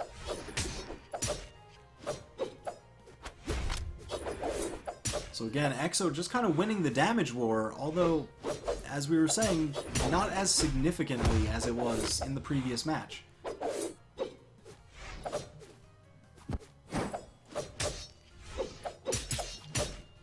So he might have gotten a better read on some of Exo's tendencies, and if he can just kind of button it up a little bit here, he'll be pretty well set. Nice reaction to the dodge, that sword neutral light. Oh my gosh! Exo beating out that side signature from Hattori. I'm not even sure if that beat it by range or if that was one of those tiebreaker situations. For those of you curious, if hits are going to hit on the same exact frame, if they both reach the opponent, Maltager, no, not like this! Player 2 wins. That is unfortunate.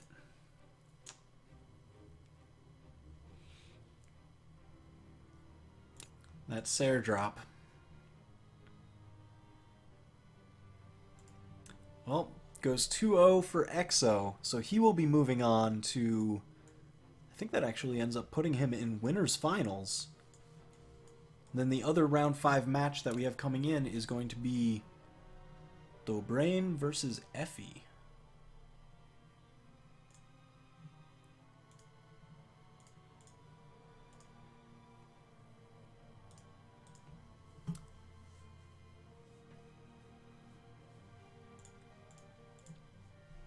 Alright, so here we have the next round 5 match. Dobrain versus Effie.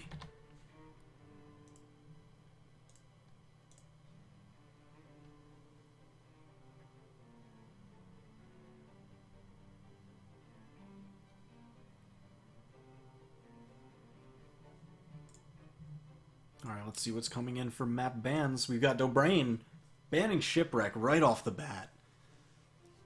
Effie banning Kings and Great Hall.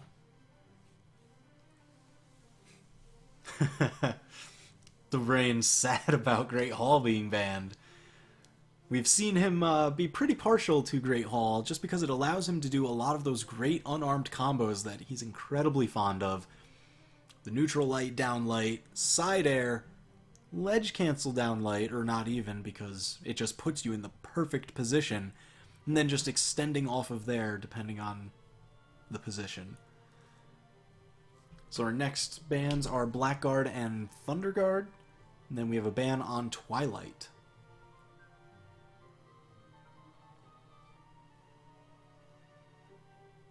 Alright, So it looks like, are we going to Mammoth Fortress? Is that where that puts us? Alright, Dobrain coming in with Cassidy. He's a fan of the strength and the dex. Effie coming in with Ada, as always.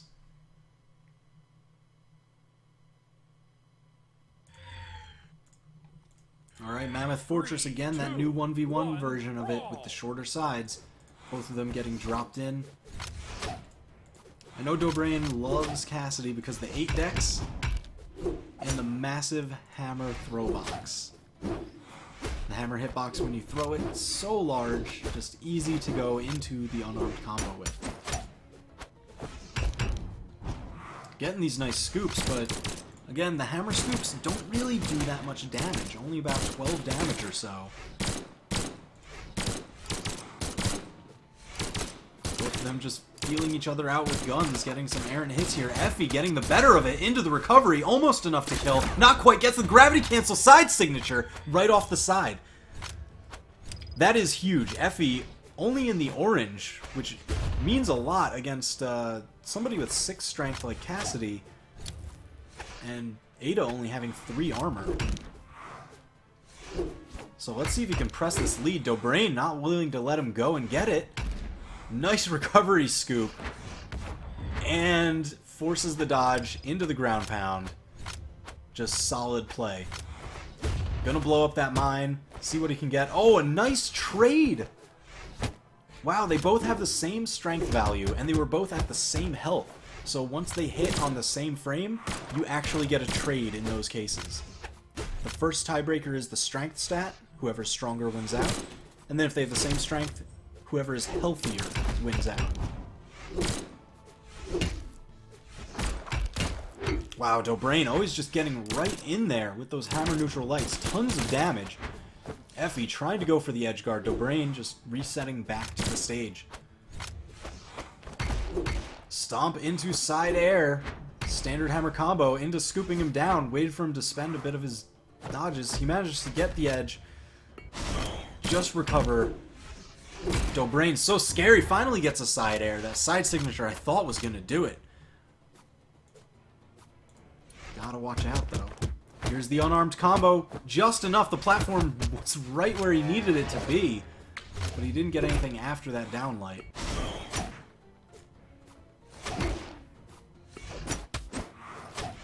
Again, Effie's got a little bit of a deficit to make up here. Dobrain with almost a full stock lead. He finally gets it with that down signature. One of Ada's more reliable kill moves. It covers a lot of dodge options and just overall very strong. I know we see that come out a lot from players like Crocky. Wow, Effie reading the dodge through, but Dobrain just didn't bite.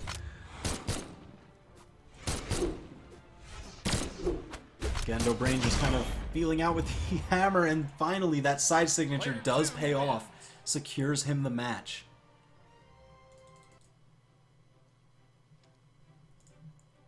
Wow, Effie did have that amazing gun string into the read with that gravity cancel side signature, but it just wasn't enough to get another stock off yet.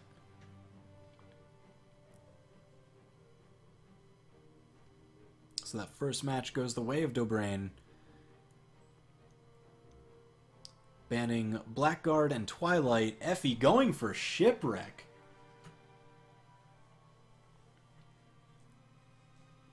Shipwreck, again, is that map with no platforms, so Dobrain's fancy platform combos will find no purchase. And then Effie, with that Ada, both the neutral signature from the spear and the guns have great edgeguard potential. They knock them down in a great direction, great force. So we'll probably see a number of that coming. Effie with a huge unarmed combo to start it off. Puts Dobrain already in the orange, almost red. This is a completely different match. And there it is, Effie going for those neutral signatures. But Dobrain's going to be well aware of them. So he's going to recover a little bit low against the spear, and probably a little bit higher against the guns.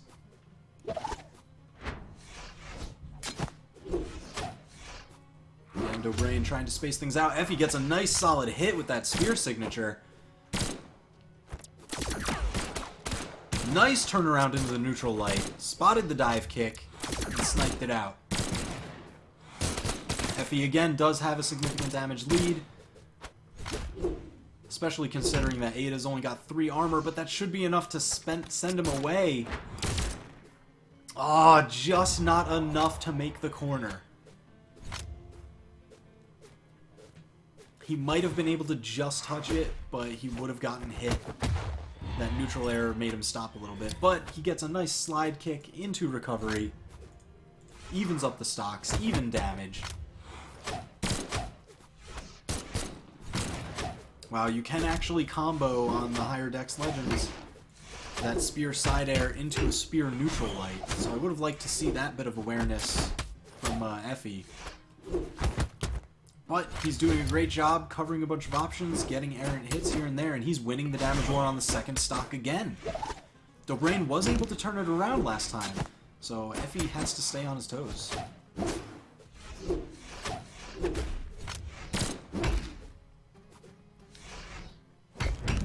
Dobrain with the scoops.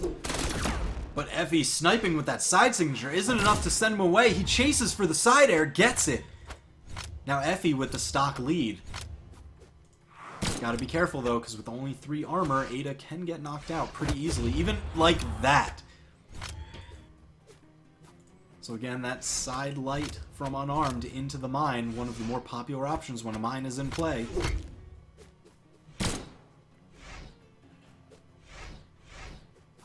Both of them being very cautious right now. Since they are both at low damage, they're looking for some of the better, longer strings that are only possible when your moves don't knock the opponent too far away. Like, here we go. Unarmed damage coming out from Effie. Just evens up the damage.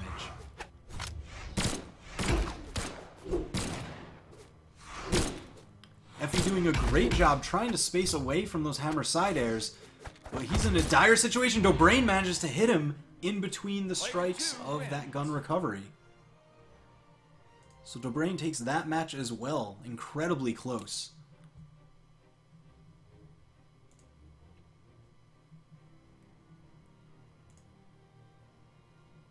Alright guys, that is the end of the round 5 matches, I believe. Well, the round 5 winners matches. We have the losers bracket playing through. It looks like we have waiting on Vusu versus the winner of TB and Nugan Krunk. And your winners finals is going to end up being EXO versus Dobrain.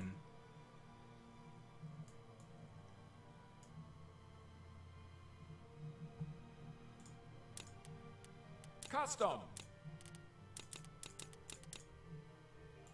Alright, Lands versus Call. And you know what? Let's start it up. And after this set, we'll go ahead and do it. For this giveaway, we're going to go ahead and...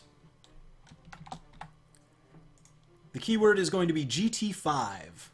Since this is the 5th grand tournament coming out from the Web Boys, we're going to leave this keyword up. We will come back to show it during the in-between times of the matches, but once this set is over, we will be giving away another Community Colors. So get it in there, say your GT5s, and we're going to watch this exciting set from Lands, one of my personal favorites, and Call, who we saw earlier.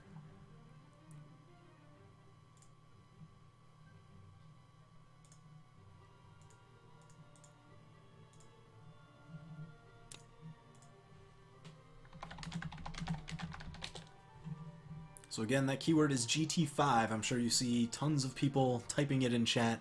We'll come back to roll for the winner of that Community Colors after this set.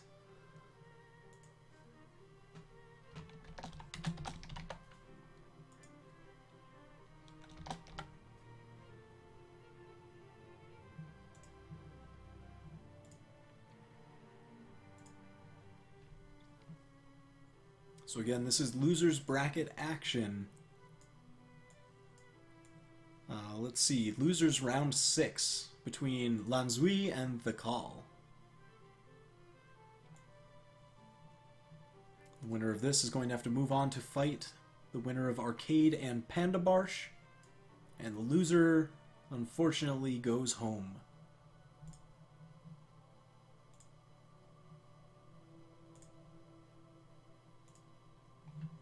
Alright, let's see. We've got bans coming in. We've got a ban on King's Pass, Great Hall, and Blackguard.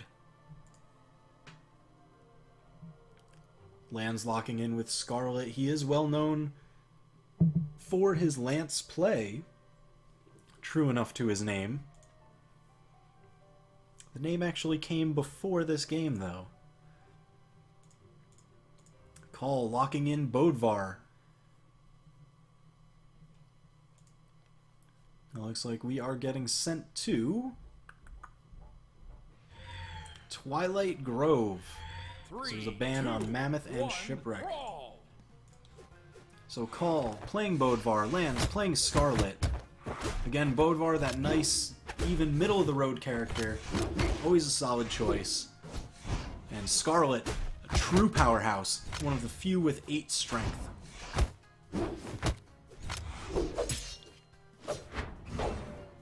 So again, just trading blows near the center of the map. Lands.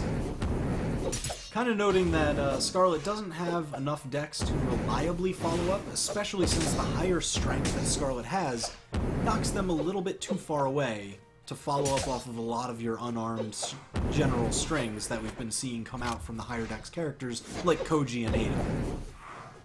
You just kind of rely on each individual hit doing so much more damage because of that 8 strength.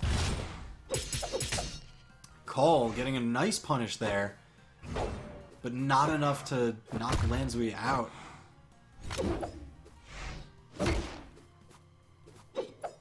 Alright, lands with the hammer. Let's see if he can even up the damage a little bit more, or Call's going to just knock him out right then and there with a side air. So Call working on a little bit of a lead here. But again, Scarlet with that 8 strength, even though Bodvar is only in the orange, we can see a knockout happen. Bodvar only having 5 armor, that 3 difference, that's quite a bit of force happen. Alright, Call just trying to space out with the sword, using the movement on that side light to just punish any hammer attempts. Hammer definitely having some of the higher recovery times on moves like its side air.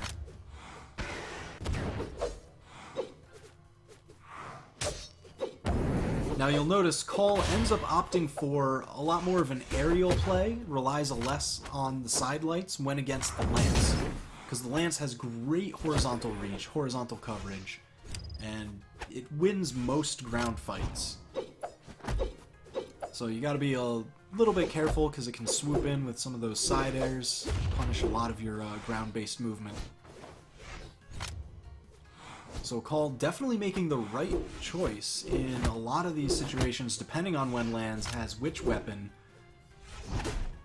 He's like, alright, I'll let you do these side airs, and then I'm usually able to punish. Lands finally getting a kill, evens up the stocks, but he's got a bit of a deficit to make up here. Bomb toss coming in, let's see, it bounces harmlessly away. Call making great use of that sword side air to put him into an edge guard, but he doesn't capitalize off of it. Lance just not able to find purchase with any of these down airs. He's always just a little bit off.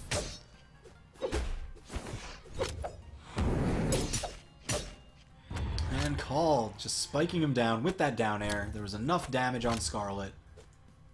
Just send him down through. So Lands in a very dire situation. Down 1 stock, and Call isn't even that damaged. He's light yellow. There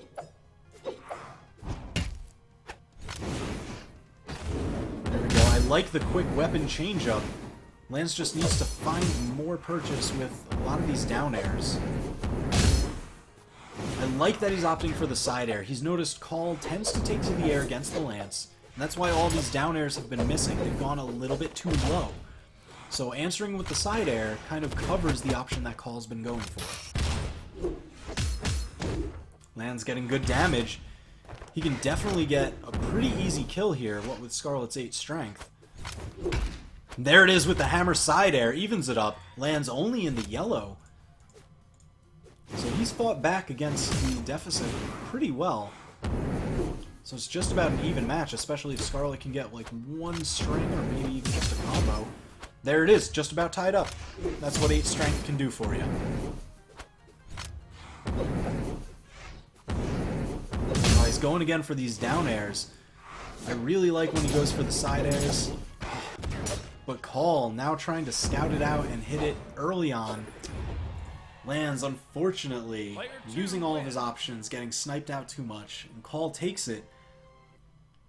But Lands did a fantastic job of fighting back. He started with a huge deficit in damage and stocks, managed to even up by that last stock, and then just lost that last edge guard exchange. So he adapted pretty well, and I really want to see more of that coming out from him, especially now that he's got a read on a lot of Call's tactics and reasoning.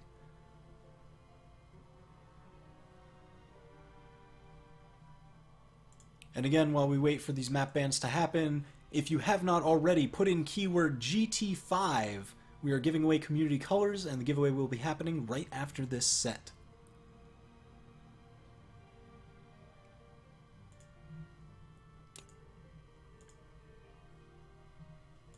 Alright, Call saying BRB. Need a quick drink.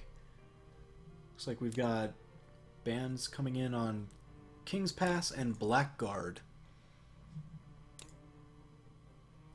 So we'll have to see which map Lands ends up going for.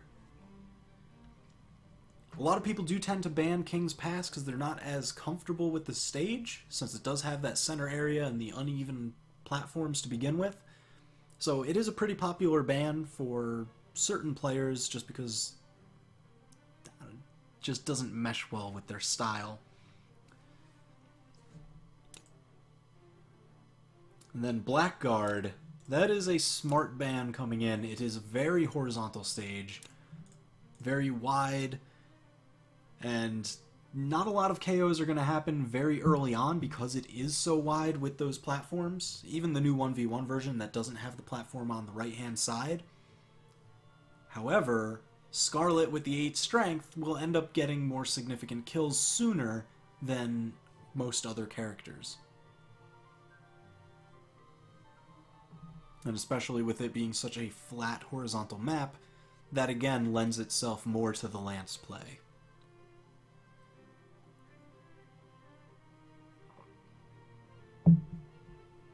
So again, if any of you are just joining us and you're not quite sure what this game is, if you haven't seen it before, take a look. Brawlhalla is a free-to-play brawler. You can get it on Steam. It's put forth by the fantastic devs at Blue Mammoth Games. They are amazing on community feedback, just community involvement. They have dev streams. You can find the times below on Tuesdays and Thursdays. So keep an eye out for those. They show things that are still in production, as well as just a good fun time. They play with people in the community, so stop on by for those for sure. But now we are going into this second match of the set, Lands versus Call, again on Twilight. I find it interesting that Lands is the one picking Twilight every time. I guess he's just a big fan of how this plays. I enjoy it too, just because it's such a diverse map. Oh, Lands gotta be careful. Smartly goes to the outside, because he used up a bunch of his options and his weapon he tossed away, so he couldn't really cover himself like that.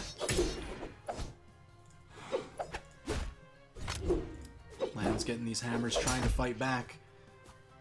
And again, we do see a lot of usage of that sword side light coming out from Call when Lands has the hammer. Just because it is good for moving in position and punishing a lot of Hammer's moves. Just because a lot of them do tend to have higher recovery times than most other weapons. Here comes the Lance. Gotta watch out for this bomb toss. Call. Gonna just toss it away harmlessly. Both of them deep in the damage. Anybody can get a kill here. Ooh, Call just outspaces the side light and replies with the sword combo for the kill. He is deep red, however, so Lands is not far behind. Hammer side air, not quite enough to kill, but if he can get the neutral air follow-up here, no, not enough. Wow, nice attempt with the slide charge signature, but Call's just not biting. He's like, alright, if you want to go up there and fire signatures away, go right ahead. Oh, but Call overcommits, not able to make it back. He did, however, manage to get lands into the orange. So he's working with a nice advantage. He's got the sword, but lands fighting back with all these lance moves, the side airs. There, he finally hits these down airs. Let's see if he ends up getting a pretty good read on a lot of Call's movement. There it is. Call, again, likes to take to the air against the lance, especially when he's got the sword. Nice combo coming out from Lance. Let's see, uppercut still not enough to kill. But the damage is, again, just even. The side air, not enough to kill. Toss on point punishes the dodge with the neutral air. Lance takes the stock lead for the first time this match. First time this set, I believe. Nicely dodges the bomb. Gets away from the side air. Yeah, stay towards the interior of the stage when you're that deep red, unless you have a hard edgeguard read that's going to pay off big. Alright, both of them playing the hammer game. Lands more than happy to slow it down, press that advantage. Not a bad call. Because if he's going to win, it's just going to be by these little chip hits. Oh, that was just enough to kill. I thought he might have been able to recover from it. Lands, getting some really nice damage. Again, with Scarlet's high strength, even just the occasional neutral light is going to do so much. Call going for the sword strings, not able to get it. Lance replying with the Lance side light. Significant damage off of that as well. So Bodvar's in the orange, and you see him kind of playing a little more cautiously. He's playing a more grounded game, trying to switch it up. Oh, but Lance answers with that Lance combo. Manages to get the kill, evens the setup 1-1. There was a little bit of an adaptation in there in the last part. Call was going for a lot more grounded play. He's like, okay, you've been sniping out my sword aerials, and I'm down in damage right now. So I need a little bit of a change up. You're expecting the air moves. I'm going to snipe out a lot of your stuff with my ground moves now.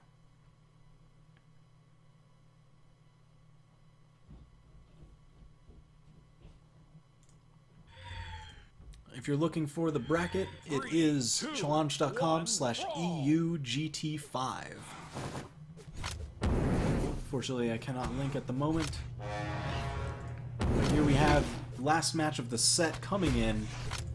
Lance versus Call on Shipwreck Falls. Incredibly dangerous map. I'm always so nervous whenever I'm playing on here. The edges are so tiny. Just tossing that spike ball back and forth. Lance trying to even up the damage here. He can do it in just a couple hits, but Call again with the sword, not going to let him do it easily.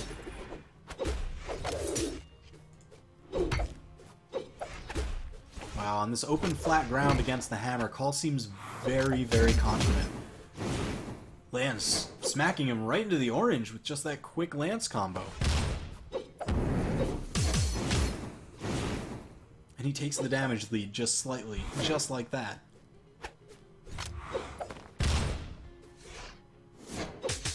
Ooh, smartly spot dodges into the downlight. But Lance just going hit for hit with him. Snipes him with the Mind Toss, that's enough to kill. Takes the first stock. Lance just clearing the stage.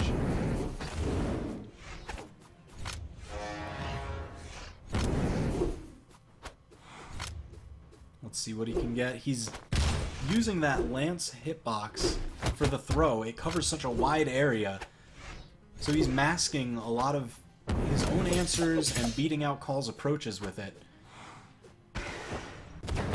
Ooh, Call just misses ground pounding against that Lance recovery. Lance recovery, one of the more difficult ones to use properly, since to get any significant distance out of it, you do have to charge it up, and then it's easily sniped. Call just beating out the recovery there, evens it up. He's only taken a little bit of damage on his second stock, so he's in a pretty good position. Wow, lands with big damage coming from unarmed into the hammer.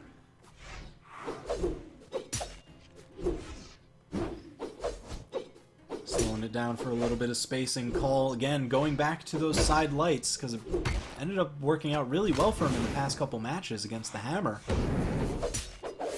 Well, Lance just opting for the Lance real quick. Now he's looking for any significant hit. All deep in the red. Lance only light yellow. This is completely different from the previous matches we saw. Paul usually did a pretty good job keeping the damage even or even in his favor. But Lance is really taking this one away.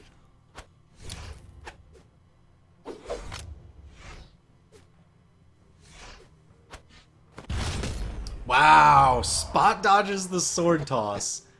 Just waiting so patiently.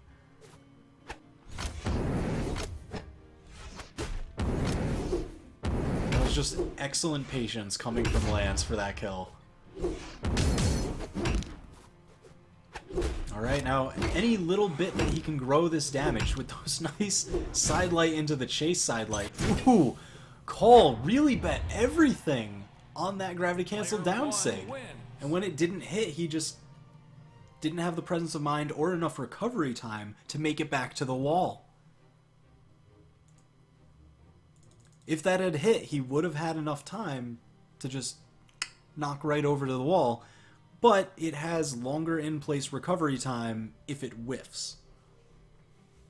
So he really bet everything on that hammer down sig, and it just didn't pay off.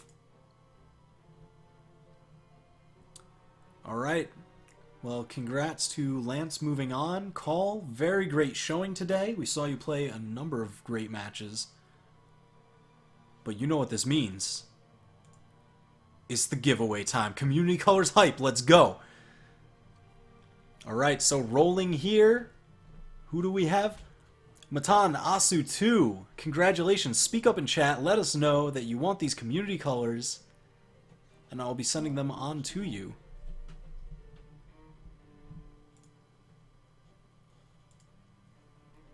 Alright, we will give you a minute to respond. Just let us know you are here, that you want these.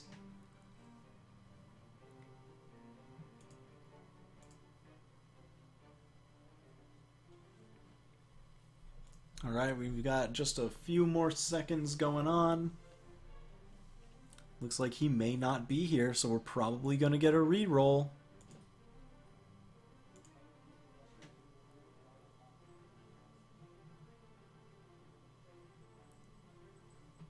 Alright, I will be waiting the minute. We are going to shorten the times up to 45 seconds after this one.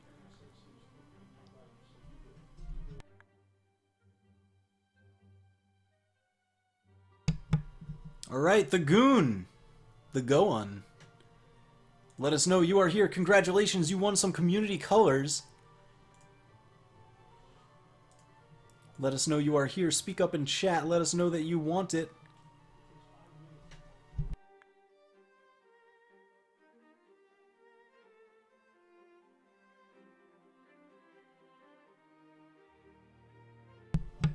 Alright, looks like we are probably going to be re-rolling this one again.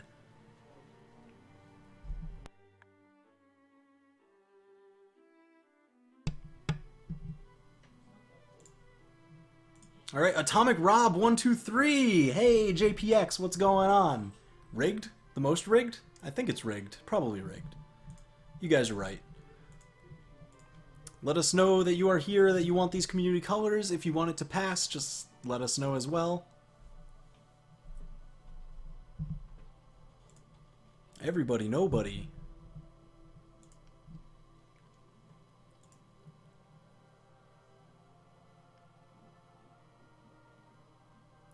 Anybody?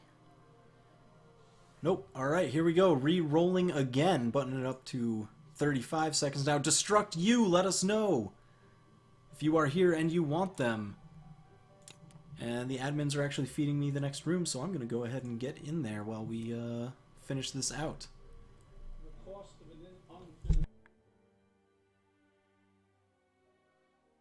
Custom.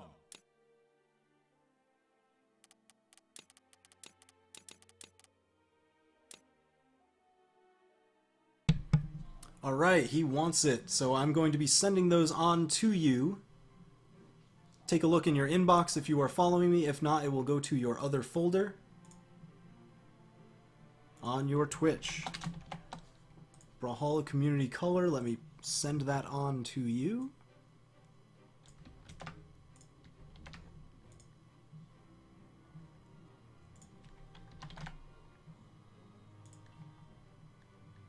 Alright, beautiful. That is sent over. So here we have the next match is going to be Vusu versus I Love You's TB.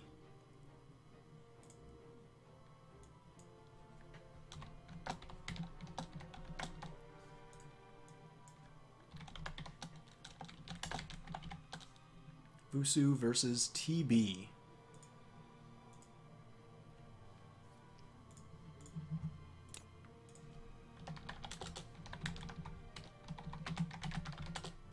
Alright, stick around. We do have more community colors to give away throughout this tournament. And let's see, right now we've got... Which matches are we looking at here? Vusu versus Lil TB. Where are they? Oh, this is the last of Losers Round 5. The winner of this goes on to fight Logic. POV Logic.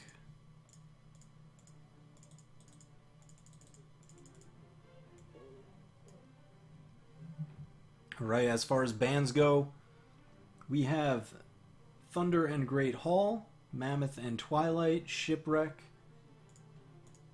So we'll see where this ends up sending us.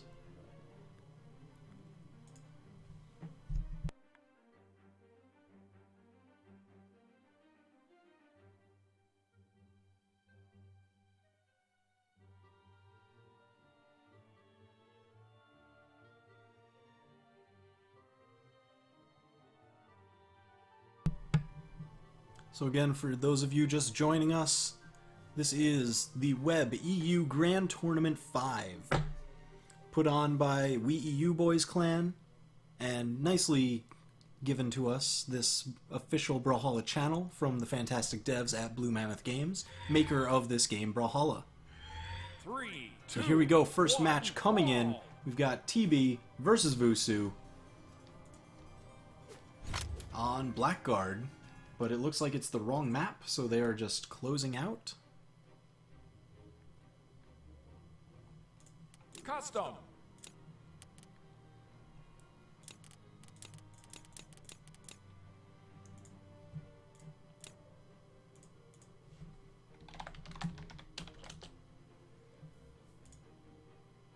Oh no, that was the right map.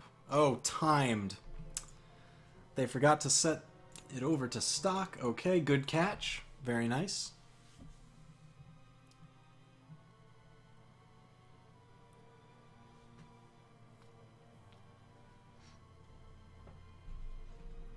Alright, so again, here we go. First match coming in, Vusu versus TB on Blackguard. Vusu playing that signature Bodvar, and TB coming in with Koji. 3, 2, 1, brawl!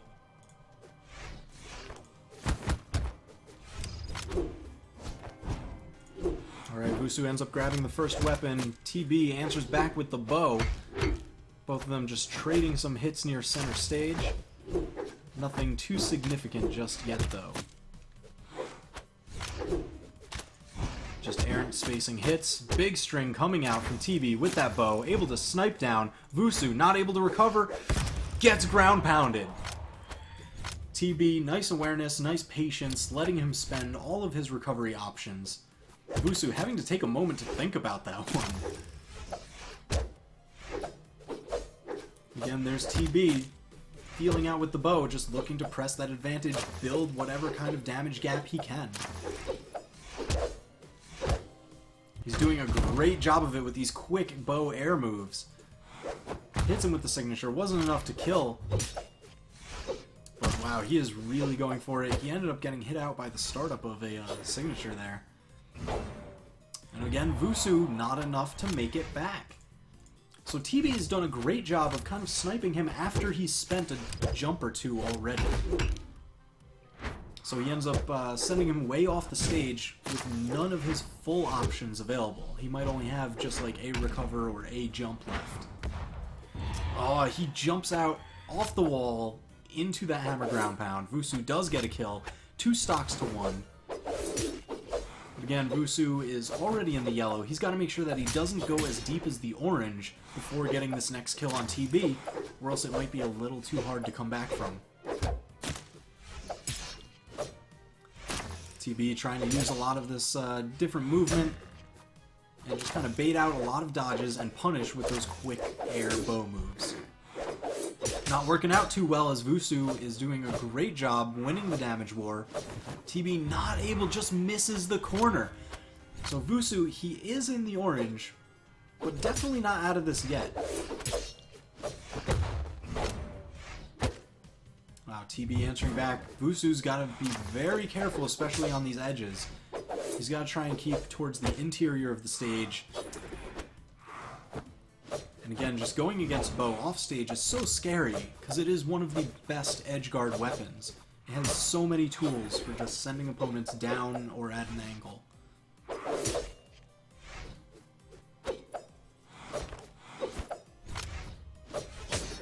Vusu really far behind on damage here. Any next hit from TB could knock him out. So he's got to find a lot of damage. I would have loved to see him go into an unarmed combo there, but not enough. TB snipes him out with that sword side air, takes the first match.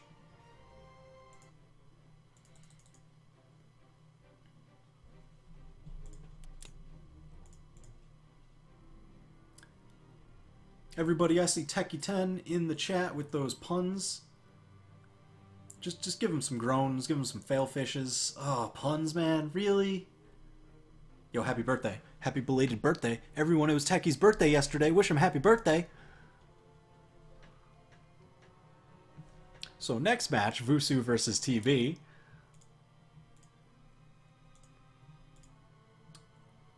Vusu wanting to restart his router, citing some connection issues, so we'll see what ends up happening there.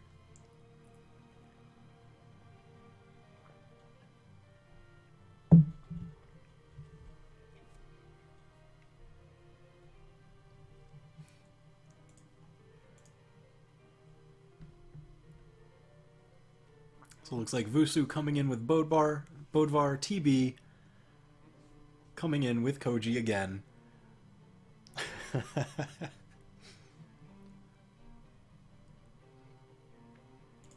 We love you, Techie. Huge shoutouts. He's been doing a great job for the love of the game, helping court some sponsors for some of the teams. And one of the most notable ones recently, Renacentia, got picked up by Vex Gaming. So Vex is now sponsoring the former Team Ren. So we definitely look forward to seeing more from them in the future, as well as more sponsors coming in, especially as we near the fall of this year, where we're going to have the $50,000 plus prize pool Grand Championship, that Brawlhalla World Championship, being put on... Oh, Vusu. You want 5 minutes?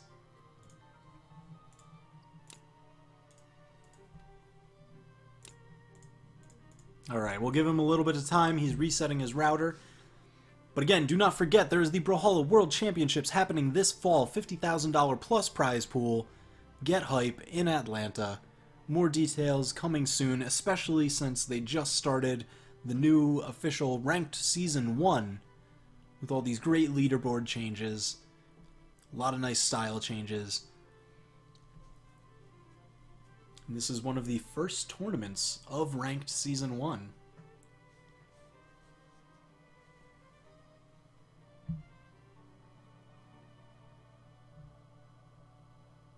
Yeah, Maverick, if you are near Atlanta, I know Final Round just happened, which for those of you who are unfamiliar, it is a major fighting game community tournament, Street Fighter, Tekken, all that sorts of stuff. And Brawlhalla actually made an appearance. They had a nice little side tournament that they were able to set up. They helped sponsor the event. Final Round helped sponsor them as well. They had that set up. I know the matches are being uploaded soon. Egg Soup and Twilight actually made it from the Boo Clan. I know Baboot was there. You Got Frown showed up. Just a great time, and that was one of the first physical location tournaments that they've had. And I know one of the next ones coming up is Combo Breaker in May over near Chicago. So definitely go check that out. Make it to that event if you can. Hype in-person tournaments, $1,000 prize pools, free to enter, just to accentuate that this game is free to play. So just so much great stuff coming in. Keep an eye out. And definitely make sure to stop by the dev streams. Blue Mammoth Games hosts developer streams every Tuesday and Thursday. You can find the times and information in the descriptions below. And that's always a good time. They show off things that are currently in production, things that they're thinking about, little processes of art development, character development, stage development, just everything in case you're curious. And I think they're going to be showing off some new stuff. Just last week, they showed one of the new characters that will be coming to the game next. So check out the archives, check out their YouTube. They will always put all their past streams on the YouTube as well as their archive channel.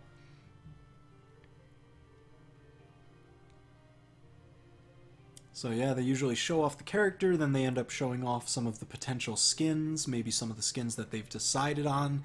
It's always really interesting stuff. If you've ever had passing curiosity in game development, or just a love for this game to see what's coming next down the pipeline, I strongly recommend you to stop by. Or if you just want to get a couple games in with the developers, during those streams, they do play with the community. Team matches, some 1v1s, 8-player matches, some Brawl Ball matches, anything like that. So definitely check them out.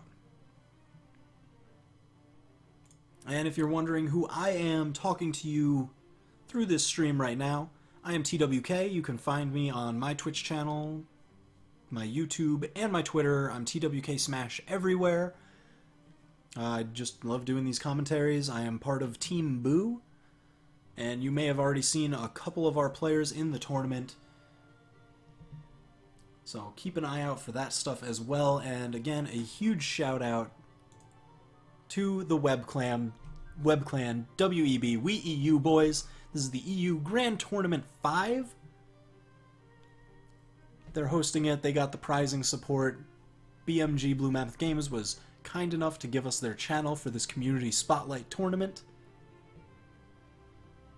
And it's always really nice seeing the EU scene because, you know, a lot of the streamers that I can catch for my schedule are mainly a lot of the US streamers, just because, you know, during the day and at evening I'm able to watch streams.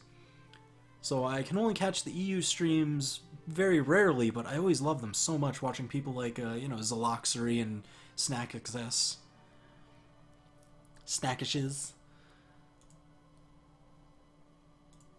And I know Milo from South America actually streams a lot early in the day. So definitely check out all these community streams that we do have. You can find them available on the Reddit, or if you just look at Twitch, follow the game Brawlhalla, check out when everybody's streaming. There are so many great players running all kinds of different great streams. Some of them more casual, some of them more competitively oriented. So definitely take a look. And it looks like we've got TB and Vusu back in. TB locking in that Koji, Vusu locking in Bodvar. Banning Twilight and Kings. Looks like we're going to Great Hall. Fantastic.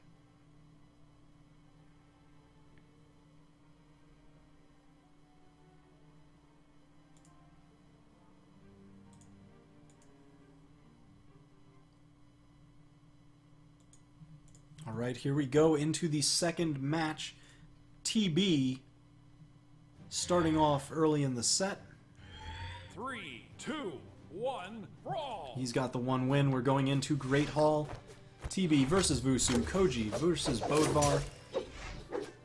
Bodvar getting some early damage from these sword attacks. I'm really interested to see if we're going to see some Ledge Campbell or Dobrain style combos, since we do have all these ledges available. Looks like whatever issues Vusu was having, he's ironed them out because he is doing a much better job fighting back this round. He's even taken the damage lead.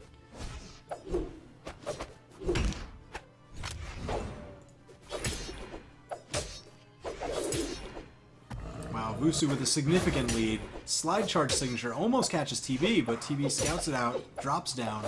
Now they're both back on stage, evening up the damage. TB putting him in an edge guard, throws away the sword. Takes a bow instead. Again, he should be able to just make it back, but he's got to be careful. Ooh, Vusu with the scoop! He noticed that TB was hard-pressed to recover, so he's like, alright, it's going to be pretty easy to snipe out this dodge afterwards. Oh, but TB answers back with a quick signature. That Koji sword signature, one of the earlier ones to start up. Very low startup time because it has that first hit, and the charge portion actually comes between the first and second hit. It's a very unique move in the game. TB managing to take control of this stock. He's fighting back against the damage war. Vusu, beautiful intro to the edge guard. You'll see a lot of Bodvar players use that down signature either right on the edge or as a gravity cancel, because it reaches pretty well below as well as a little bit above Bodvar, and it just has a great angle for edge guards. Wow. Just slides in with that neutral signature. Not able to get any real damage off of TB's recovery attempt, but manages to chase him off a little bit. He is slightly ahead in the damage, but he can't get complacent because TB was pretty dominant that first match. Again, nice kill with the hammer recovery. Vusu seems to be very proficient with that one. Hammer having some of the more dominant vertical coverage in the game. You've got to be very careful if it's below you on the edge. Wow, dodging around on the edge. Vusu going for the edge guard. Is it enough to make it? No! He overextends a little bit. Is TB able to turn this around? No, Vusu just gets back. Vusu rearming himself with the sword here. He's got just about a full stock lead. Hammer side air, just enough to kill. Nice and clean. Player 2 wins. Alright, so he ties it up 1-1 in the set.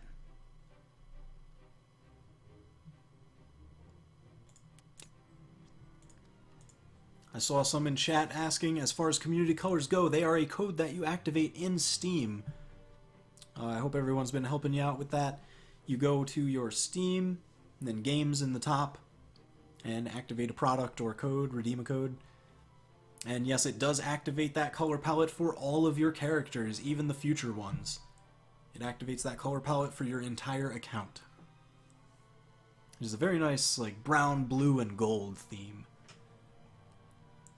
Some of them look incredibly nice in that color palette. And generally the way that you get community colors, produce awesome content for the community, win them in giveaways and streams, Twitter, Facebook, that kind of thing. So keep an eye out for all those. We have a few more to give away during this tournament. 3, 1, brawl. But we are going into this third match of the set, TB versus Vusu. TB getting the bow very quickly.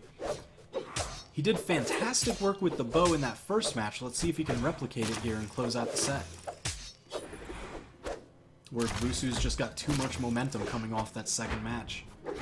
Ooh, nice ground pound. And again, Thunder Guard. Oh, TB, that's not going to be enough to recover. Vusu just beats him out with that weapon throw. That Mind Toss was so on point.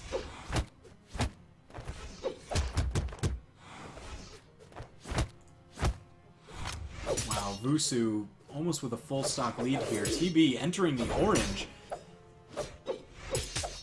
This is a really tough situation. TB definitely on the back foot. He's got a lot to make up for. So he's got to get a kill pretty early on.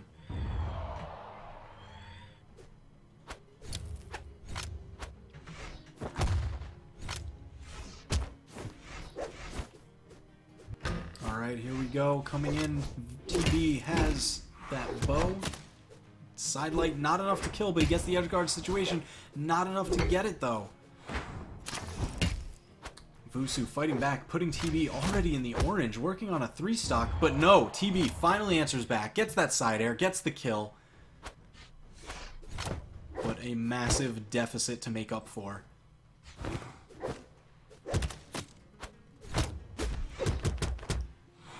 Throws away the bow, picks up the sword, let's see if he can make anything work from it. Nice hits with the recovery, that is a significant amount of damage. Wow, tries to turn around the edgeguard, but Vusu just gets over with that ground pound. Nice job to Vusu, cleaning that up.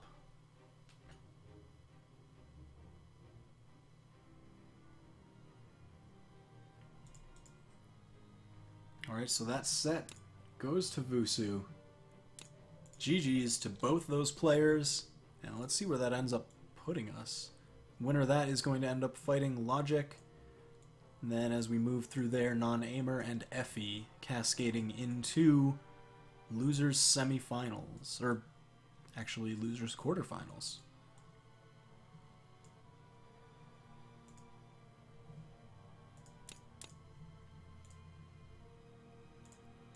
Alright, looks like we are rolling right into Vusu versus Logic.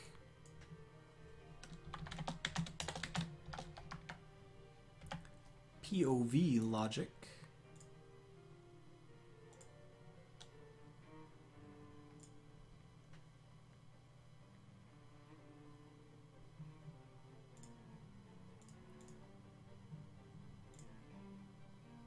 Alright, so how's everybody in chat doing? Let me know, how are you enjoying this tournament? We've been seeing a great amount of level of play coming in, especially as we are nearing the later stages here.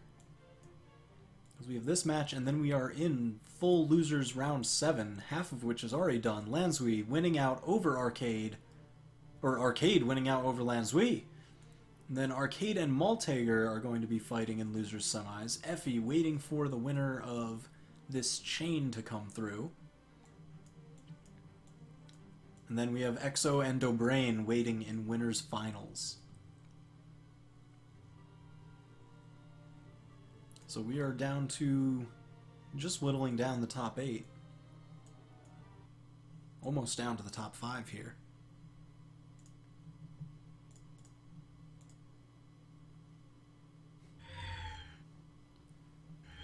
Three, 2, 1, brawl! Alright, coming in, first match of the set, we are on Thunder Guard, Logic locking in with Roland, Vusu playing that Bodvar again. Roland with that very nice unarmed combo. Significant damage going on Bodvar, early lead. Let's see if we can capitalize on it and just continue the pressure with the sword here. Vusu not going quietly into that Dark Knight. But again, all those hits didn't really do all that much to Roland, because he does have the 8 armor.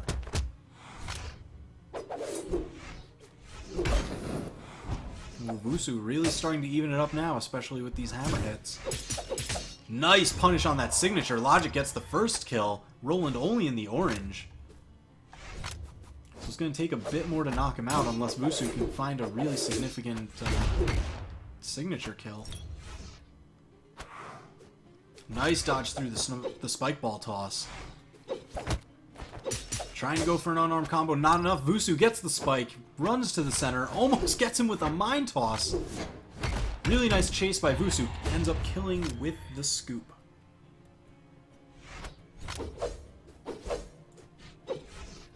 Alright, so just about even. Vusu only in the yellow so far. Oh, the Logic finding some great hits. Just stuffing a lot of Vusu's approaches.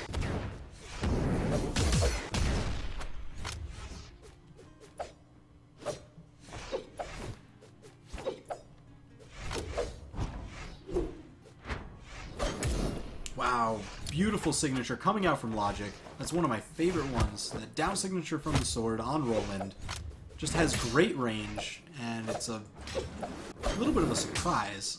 Oh, but Vusu was ready for it that time. didn't bite, and just kind of ends up letting Logic fall down to his death. Vusu is deep red, so Logic can get a kill pretty early on here before he takes too much damage. But Logic, beautiful hammer strings, so much damage.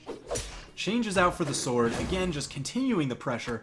Logic already nearing deep orange. Wow, with the Mind Toss, but is it too little too late? Logic, no! What happened? Player 2 wins. He just dropped down and didn't renew his jumps, unfortunately. First one going to Vusu. I mean, he was behind by damage quite a bit, but certainly not enough to decide the match already.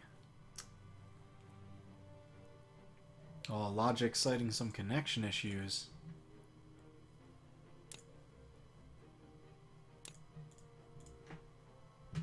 We'll see what happens in the matches going forward.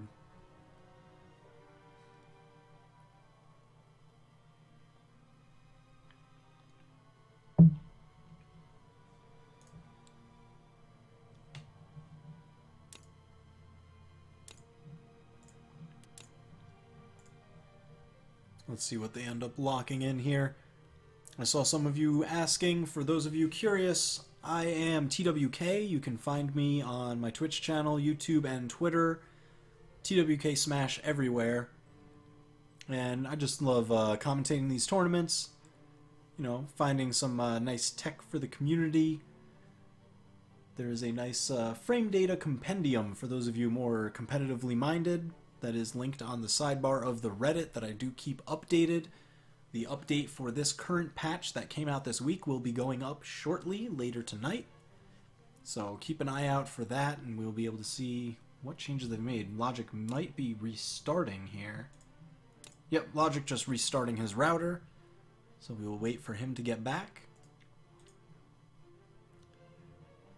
Back to this last match of Losers Round 6 in the Web EU Grand Tournament 5, hosted by We EU Boys Clan and Blue Mammoth Games, giving the community spotlight on this channel.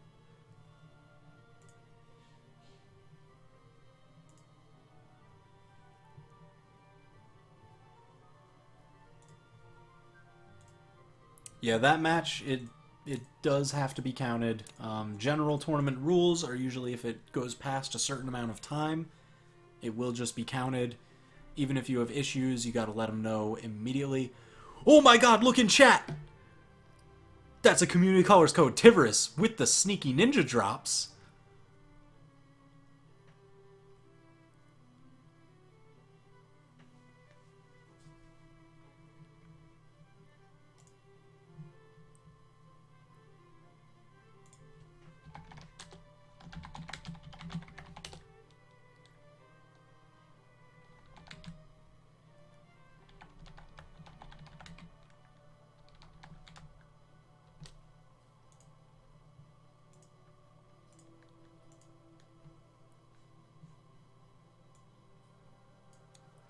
You gotta keep an eye out, Tivorous. He is a crafty one.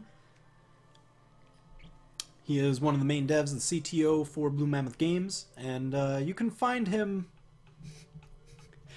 You can find him oftentimes in a spooky green screen suit on these dev channel streams happening every Tuesday and Thursday. You can find times and descriptions of those below in the Twitch description.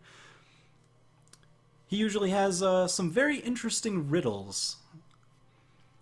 He gives community codes, sometimes drops like these, sometimes they'll be hidden somewhere on screen, sometimes he comes out with one that is with a little bit of a puzzle. And if you can end up solving that puzzle, that will tell you the code to input. So that's always a fun time, everyone scrambles to figure him out. He's always got some new ones each week. So stay on your toes and stay sharp.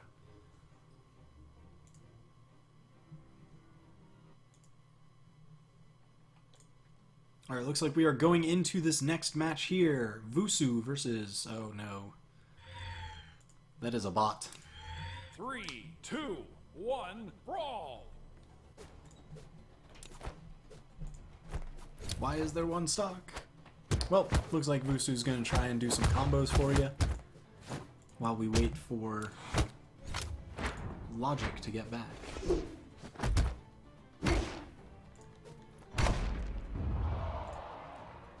Oh well, and for those of you who are stepping in for the first time ever, this is Brawlhalla. It is a free-to-play brawler. You can get it on Steam. Definitely check out the community for it on the Reddit, reddit.com/r/Brawlhalla. There's a whole bunch of great people. There's a nice Discord server available. You can find people playing there all the time. Check out the Twitch community. There's people streaming the game all the time.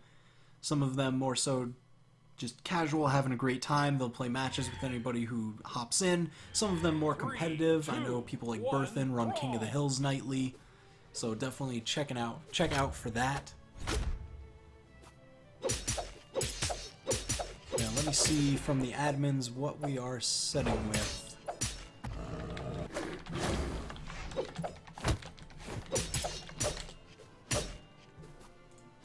And again, just a huge shout out to the admins. We've got Addymestic, Edwin, Aram, Geltrix, and Marshall Diaki.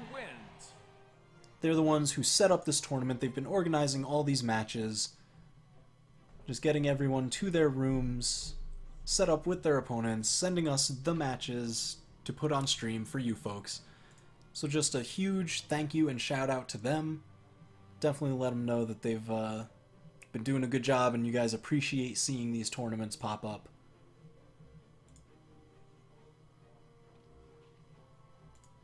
And it looks like we should be getting Logic in here soon. Looks like we've got word.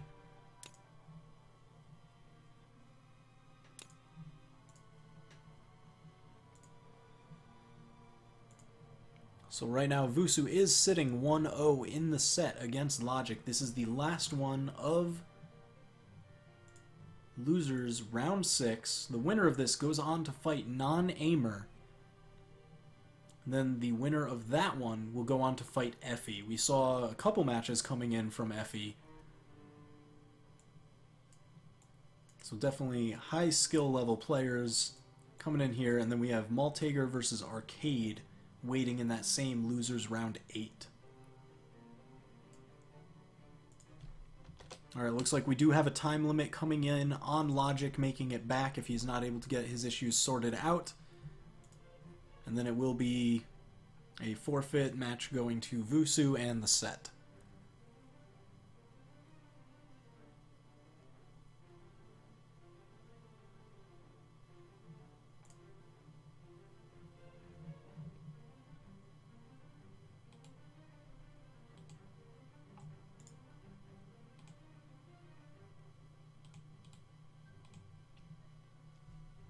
Actually, let me see if I can go ahead and grab you guys. Ooh, looks like we got Logic just came back in the room. Hype, here we go. We've got bands coming in.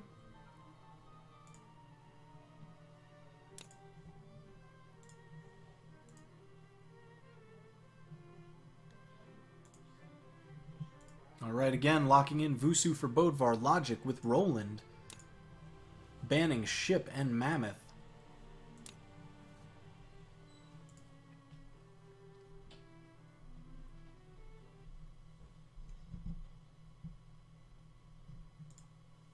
Alright, here we go. Second match of the set. Vusu is up 1-0 right now. We're going to Thunderguard again. 3, 2, 1, brawl! Alright, Logic just kind of feeling it out, seeing how his connection is, playing off the side. Snagging weapon, both of them, sword versus sword. Let's get some fencing going on, see what we've got. Alright, just stray hits coming in here and there, both of them brawling in the center. Logic grabbing a lance, making great use of it. Putting on some serious damage, got Vusu in the light orange. Vusu going for the weapon throws into unarmed, just slightly out of range. Now Vusu did a really great job with the hammer in the past couple matches that he's been in, primarily with that hammer recovery. This time it's with the ground pound. Is it enough? Just enough to keep him off the bottom. Why was there one stock?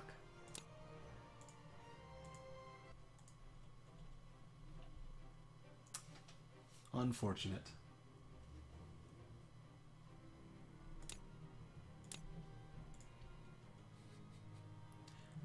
Alright, looks like they are getting that ironed back out.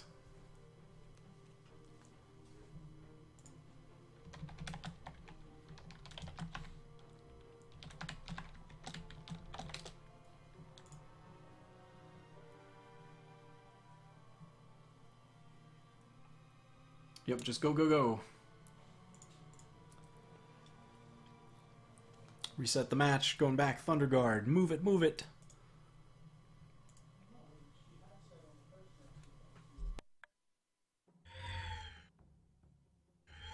Three, two, one, brawl! Okay, fresh as if nothing ever happened. Here we go, second match of the set. Vusu, Logic, Bodvar, Roland.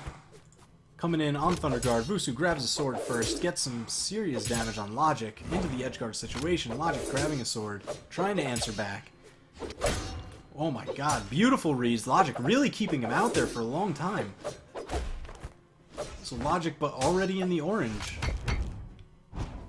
Vusu with the hammer, he does fantastic work with it.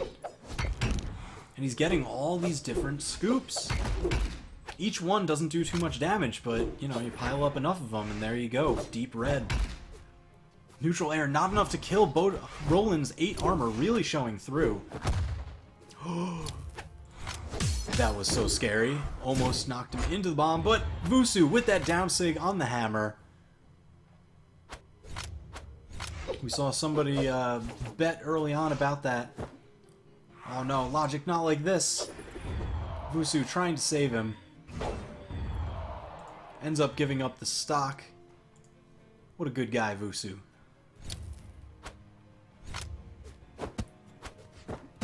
Alright, going back into it.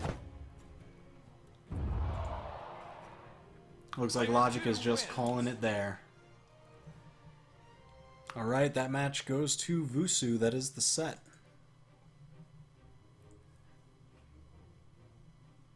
Unfortunate, but good games to Logic. He made it very far in the tournament.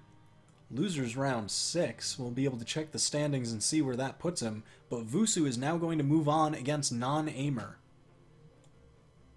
And then in the next round, Losers round 8, the winner of that fights Effie, Maltager versus Arcade. And again, we have Dobrain and Exo waiting in winners finals.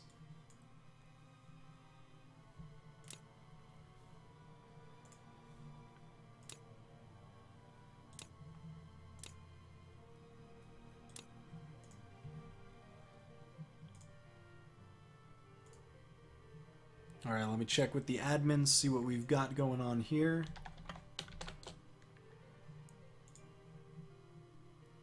Check this Discord server where everyone is setting up all these matches, see what they're feeding us. I think we're going to stay here most likely.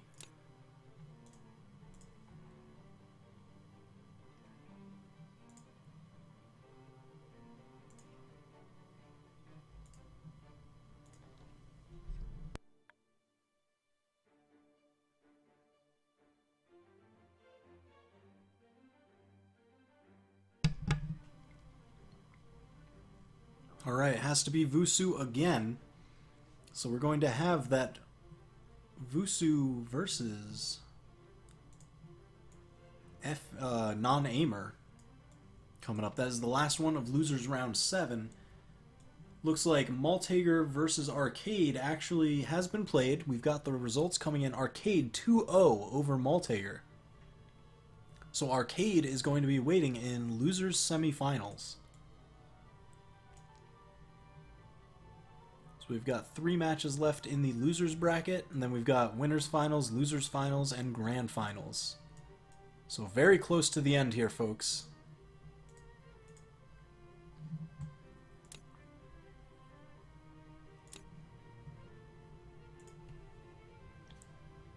So let me get these names set here. We've got Vusu again versus Fate's own Non-Aimer.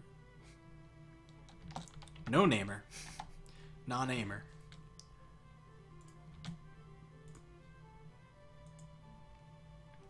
Ooh. Nonamer, Nonamer, coming in with that nice Hattori skin. I love that one so much. Kunimitsu is one of my favorite characters in Tekken, with that fox mask. And Hattori is rocking it again here.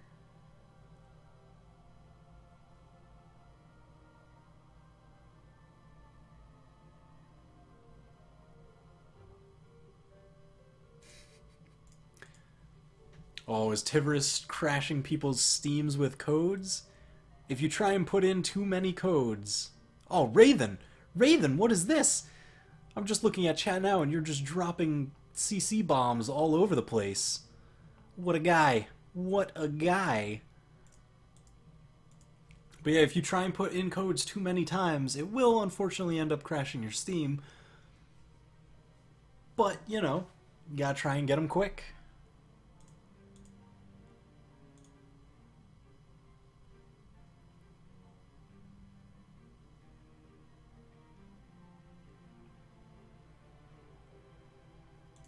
Oh my god, CC codes everywhere. So we've got bans coming in. We're banning Twilight, Kings, Thunder, Mammoth, Ship, Great Hall, Blackguard.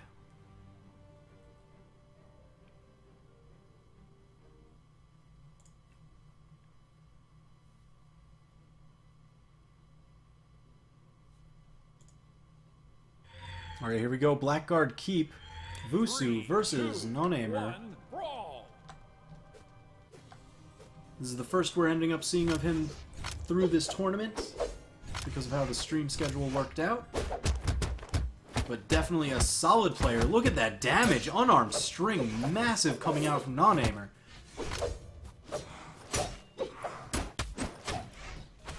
Then we'll see if he can space out with the spear. He's looking for just any extra hits. Push Bodvar from the orange into the red, and then a kill. Nice punish against that signature. Ooh, but Vusu catching him with the down sig from Bodvar. Such a scary move. Some of the most range in the game. Wow, Vusu just really trying to fight his way back. He's managing pretty well. But Nonamer snipes him out with the side air, gets the first kill. Vusu just catching the bomb. Just being like, alright, don't worry, I got these, I see you. Pouring on the damage, just so aggressive with that sword, beating out all of Nonamer's attempts. Nice ground pound, that's enough to secure the stock, evens it out, flat damage, white for both. Vusu denying the weapon to Nonamer. Not able to punish a lot of these whiffed moves from Nonamer, though. Nonamer getting that nice Stevenator combo,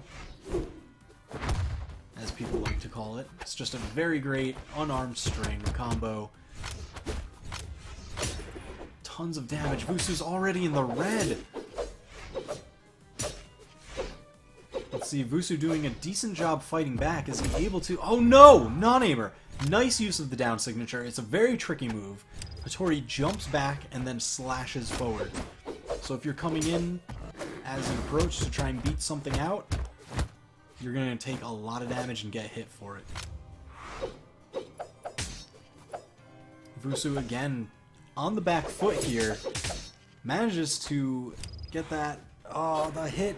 Not enough for the mine toss. And then there's the side light into the mine.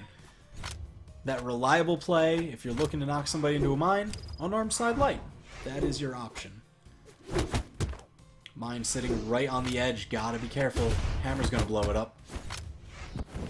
Again, Nonamer with this spear just sniping out damage after damage. And another beautiful side air closes out the match.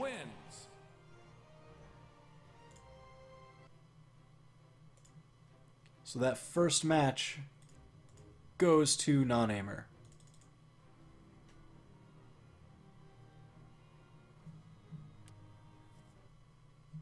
Going right into the second match, moving quickly here.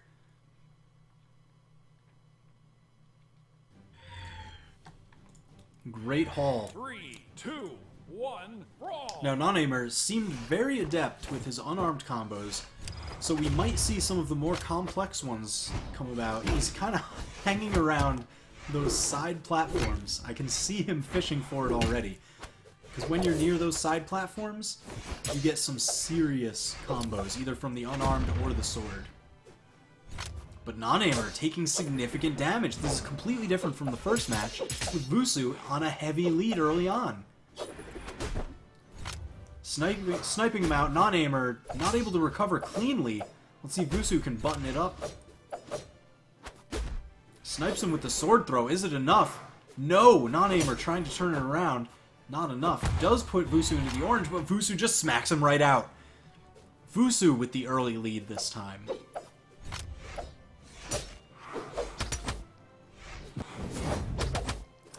Nonamer making great use of that spear neutral light. Does a ton of damage. Great spacing for it. Let's see if you can snipe him out here. Vusu should be able to dodge and recover. Dodges around that spear side air. But not that one. Nonamer so deadly with those. Always able to snipe Vusu out. That's how he got most of his kills in the last match. He's a huge fan of that combo. It is great significant damage. Oh wow, Nonamer completely turned this stock around. As much of a lead Vusu had in the first one, now Nonamer has it on this. There, Nonamer's got a sword. Seems like he prefers sword in this matchup.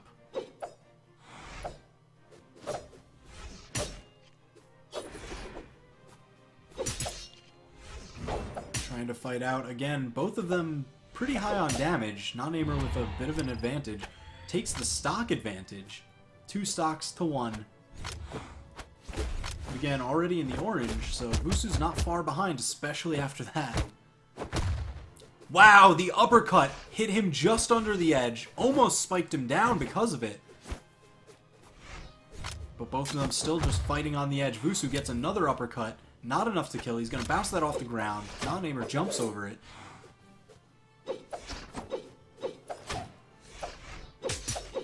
Nice sword combo. That should be enough for the kill. Vusu only in the light yellow. Pretty even. So Vusu needs to take the win here if he wants to stay alive. Nonamer opting for the higher damage sword combo, using the recovery there. Damage still just about even. Vusu taking a slight lead.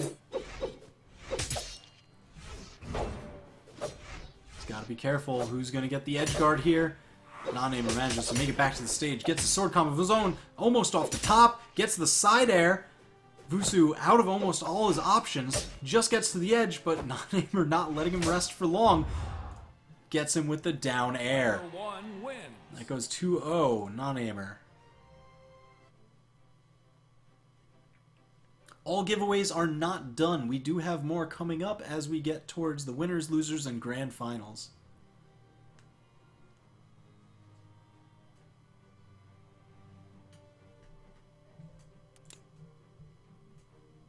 So Nonamer is going to move on to fight against Effie, I believe, in the last of losers round 8 of those losers quarterfinals, and then the winner of that moves on to fight Arcade in losers semis. So here we have rolling in quickly now. So Nonamer just knocked out Effie's teammate, Vusu. So we'll see how well that goes.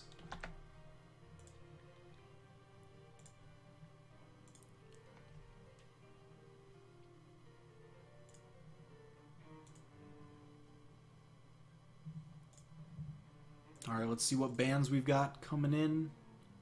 Effie taking a moment to get himself settled.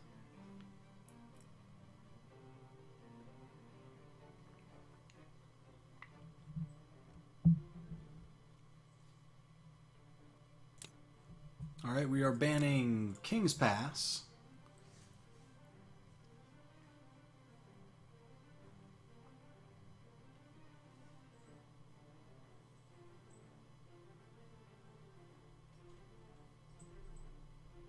Banning Thunder Guard and Shipwreck.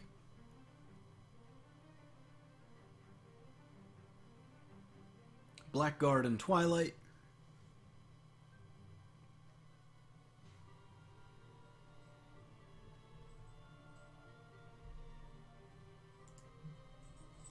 Let's see what's the next ban coming in. Nonamer thinking about it pretty hard. We don't even have Legends locked in yet, but we should see their usual picks coming in. Looks like we are going to Mammoth Fortress. Nonamer grabbing Hattori as expected. And Effie with that Ada. Sticking to their mains.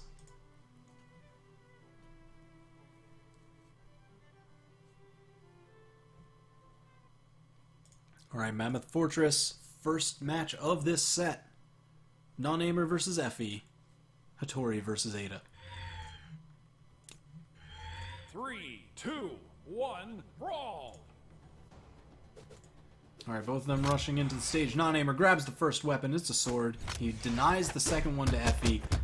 Weapon throw into nice unarmed combo. Serious damage. Effie already in the orange. Ada's 3 armor showing. Effie getting a little bit of a spear combo in there. Trying to fight back with his damage. Doing a great job covering so many options. Effie is everywhere you want to be. Wow, beautiful double side air from the guns. Effie playing so aggressively. Nonamer opts to arm himself, but Effie not letting him get set with it. Both players incredibly damaged. Effie fighting back beautifully, the side air. He was at such a huge damage deficit in the early parts of that stock and just answered back. Effie grabbing the guns, trying to outrange the spear here. Nice early damage. Oh, beautiful. That new X pivot. The turnaround coming out of the chase dodge.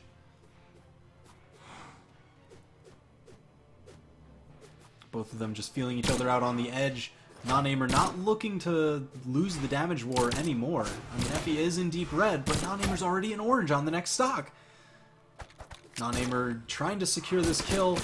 Oh, but Effie answers back. Not enough to make it back, though. But I think he's okay with that. He's okay with getting all that extra damage. Because now Nonamer's almost in the red, and Effie's on the fresh stock. Smartly dodges away, gets away from the late down air. Prevents some of that damage. He's just got to be very careful, because Ada with that 3 armor, it's not going to be difficult for Nonamer to, even up the damage. Effie with the side signature, almost enough to kill. Nonamer's certainly in kill range now. And there it is, that down signature. We saw it before from Effie in an earlier match. And again here, it is so great at catching dodge throughs because the hitboxes on both sides cover a wide area and it's incredibly strong force. Nonamer again fighting from behind. Beautiful dodge, chase, and read from Effie. Nonamer's really hard pressed here. Effie with a full stock lead. Nonamer just not enough to make it back. He shied away a little bit too much from the edge and wasn't able to get the dodge angle on it. So first match going to Effie.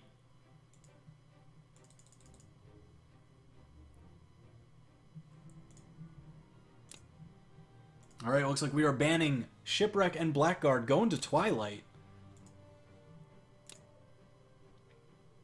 Not surprised that Nonamer is going for Twilight. A lot of people feel very comfortable there, even from the old days, with Sword or Hattori or any of those kind of weapons.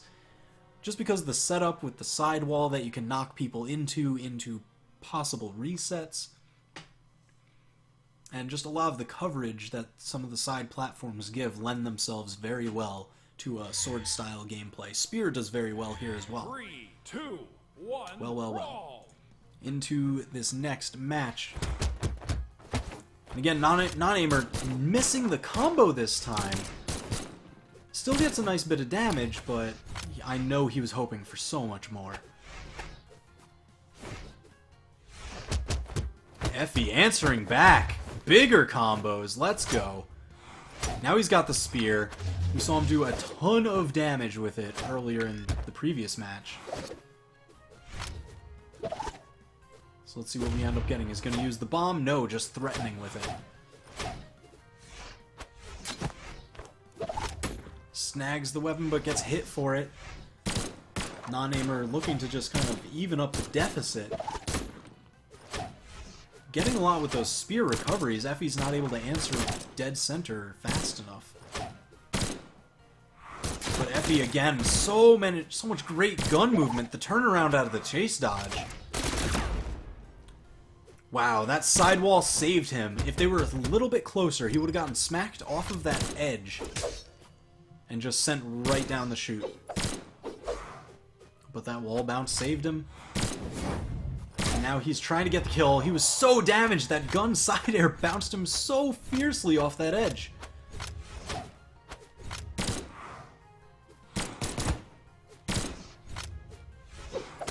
Effie trying to make real use out of that turnaround from the chase dodge. You do bounce back a little bit. Just because of how it caps your speed and it's dependent on the facing. If you do a neutral or a down air facing the other way, it will kind of bounce you back from the way you came. A lot of people have been using it for sneaky approaches, reads off the chase dodge. Just a lot of really great movement coming out from these more recent patches. Ooh, Nonamer, good answer with that sword combo. Reads the side air, stays inside of it. But he is still deep in the red, Effie in the white. He's gonna have to find some serious strings to even up the damage, and here we go, it starts! Oh, off the wall bounce, he wasn't really waiting for it.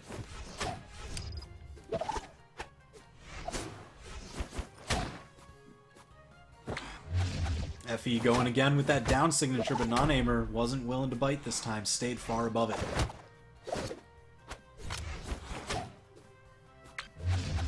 He's doing a pretty good job fighting through Ada, got him already in the orange. So Nonamer, mission accomplished for that stock. He managed to push Effie into the orange before dying himself. So that's definitely what he needed, at least, from that stock. Ooh, Effie trying to get tricky with the guns here.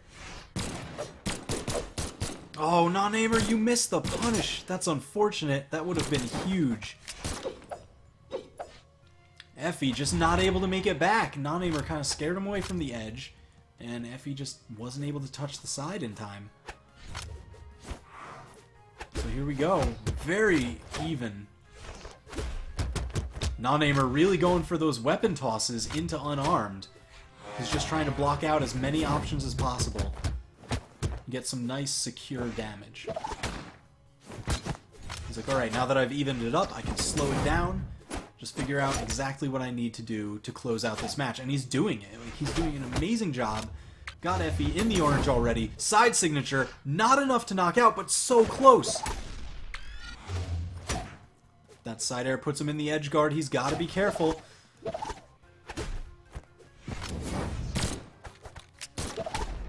And there it is. Effie just goes for the gun recovery, and that's the problem. If you miss a gun recovery very close to somebody, it lasts so long, and it doesn't have any hitboxes below it, they can just answer with any neutral air or recovery that they want. So Nonamer takes that one, goes 1-1 in the set.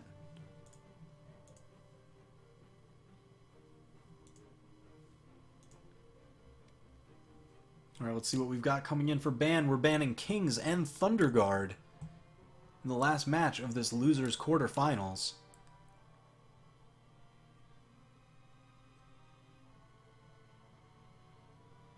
Looks like we are going to Mammoth Fortress. Effie picking Mammoth Fortress. I do kind of agree with that. It is more of those horizontal flat maps. Ada has a lot of horizontal range with that gun side air, the spear. Hattori has the spear too, but the gun kind of 3, 2, 1, brawl. wins out a little bit in the range war. So those flat areas do lend themselves to a lot of weapons like spear, guns, and lance. You'll primarily see players picking. Nice gravity cancel combo into that downlight side air. That was big damage. Effie just answering with these down airs. So much damage every time. Again, just aggressively pushing with these gun side airs. He's always right on Nonamer.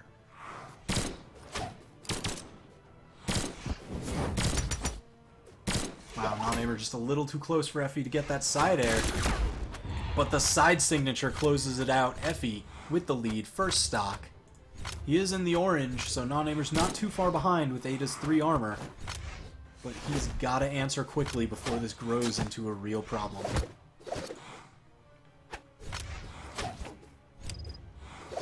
Man, Effie's movement is just so fast and free. I love watching it. Nonamer trying to make these calculated decisions, doing a pretty good job with these side air snipes. We saw him use them greatly against Vusu, and he's putting them to nice effect here as well.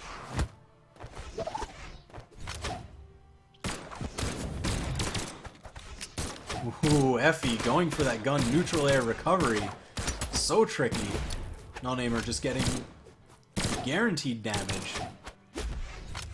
Because now most any move will kill Effie, but Effie getting all this damage. Almost a full stock lead. Nonamer deep in the red. Gonna have to be very careful. And there it is, Effie, more than happy to trade with the bomb.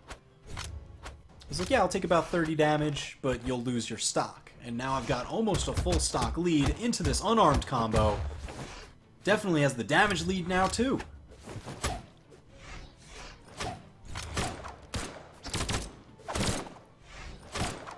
Nonamer trying to fight back. But again, both of them just using some of their moves that don't have stacked hitboxes. Effie going aggressively, trying to close it out. Nonamer just trying to spot every option that Effie's got and just kind of close off those routes, because that's what he's got to do. He's already got Effie in the orange. He is deep red himself, so he needs a fast kill. Oh, he almost could have gotten that, maybe with a neutral air if he fell down below.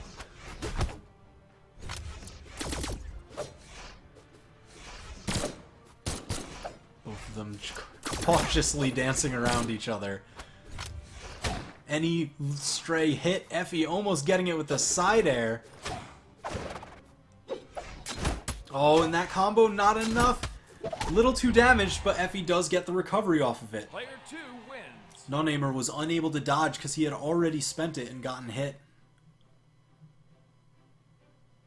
So that goes 2-1 for Effie.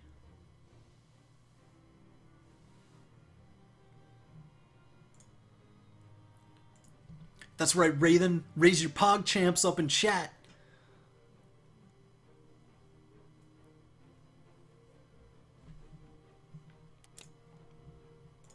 Alright, looks like we've got the next match coming forward. This is going to be Effie versus Arcade. Losers semifinals.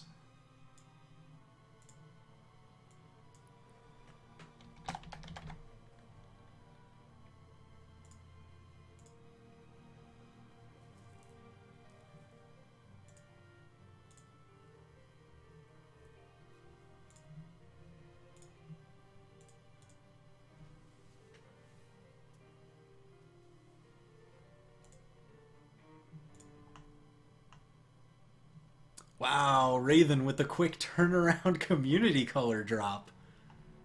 What a guy, what a guy.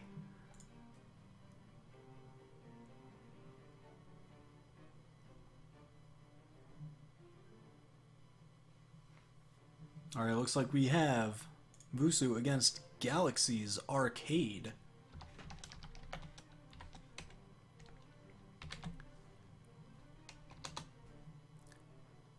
Galaxy, definitely one of the newer teams forcing their way into prominence. I know they recently picked up a whole bunch of different players. I know Jackson's Rhymes moved over them not too long ago. So I'm definitely excited to see anything from them coming out, because I know they've got a high caliber of play.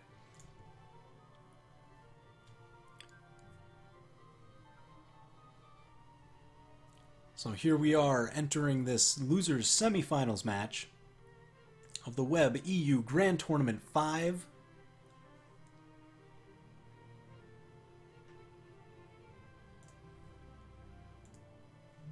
Let's see what we've got coming in for map bans. We're banning Shipwreck, Kings, Twilight,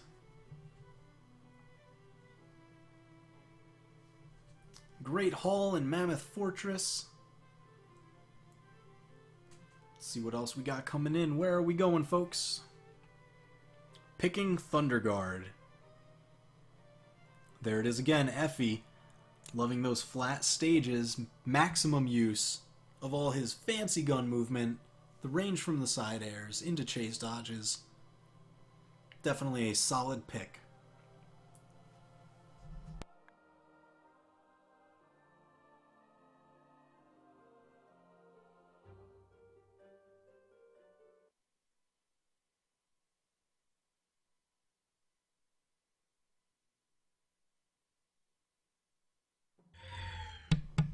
Alright, coming into this first match, we've got Arcade picking Cassidy, Effie picking Ada. Arcade with the nice little bow at the beginning, gets some unarmed damage, picks up the hammer, and let's see how this does against the spear. Effie again, using that wide hitbox of the spear, throw it down into some nice unarmed combo. Arcade answering back quickly with Cassidy's signatures. And again, this is the thing. Arcade, on that Cassidy, tons of decks, able to throw out a ton of attacks very quickly. And Effie with only 3 armor, I mean, it's been showing. That's why the damage is dead even though Effie had that really nice unarmed combo.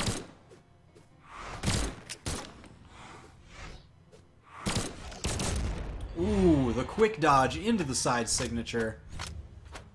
Arcade takes the first stock.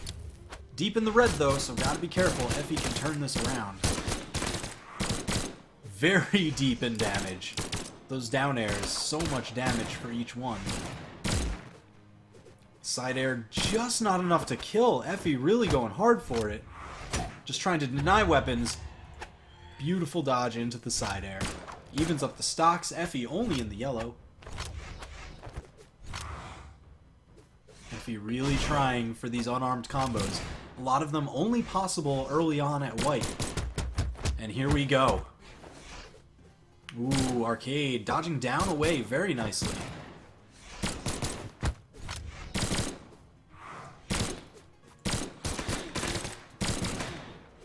There we go, dueling pistols. Effie just missing the punish on that recovery. Went for the neutral air instead of a recovery of his own.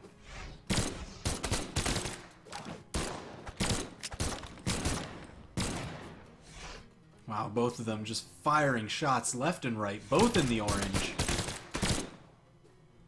Effie's got to be careful now. Cassidy with those very fast signatures. Oh, but he gets it with the recovery. Scoops him right from underneath. So Effie down to stock. A little bit to go before Arcade gets in the kill range here. Starting to get it and pile it up, though.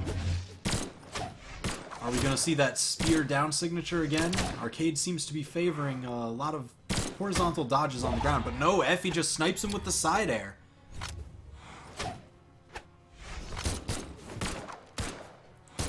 Effie grabbing some guns again, trying to use a lot of that fancy movement. Turning around out of the chase dodges. A little bit of that bounce. Ooh, tries to anticipate and dodge around with the guns. Punish a lot of these weapon throws that Arcade's been tossing. But again, here we've got the gun mirror match going on.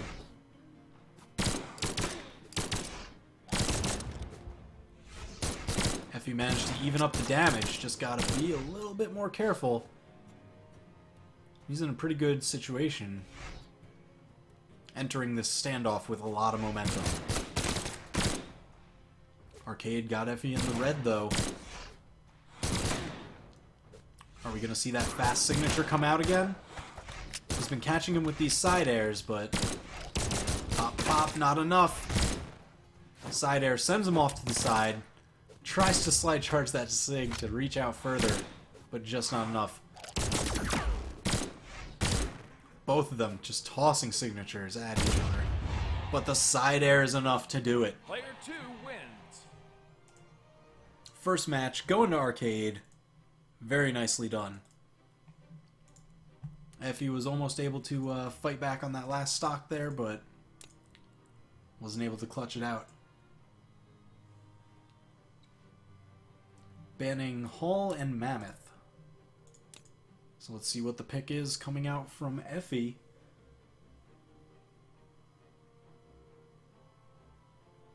Picking Blackguard. Nice horizontal stage, spear, and guns.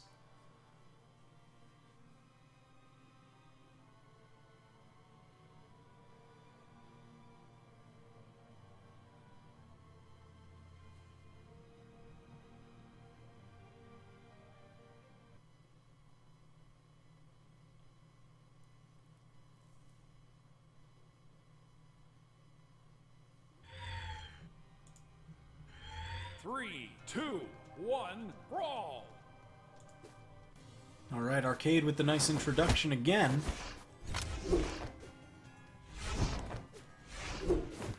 Arcade does grab the first weapon, hammer swinging it around. Effie really going for those unarmed combos. He really wants these. He might try for a couple weapon tosses before just kind of resigning to using actual spear moves.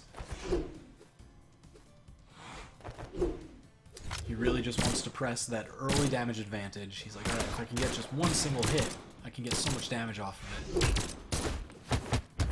it. Ooh, but Arcade answers with a throw into unarmed of his own. Effie trying to keep Arcade off stage with those guns.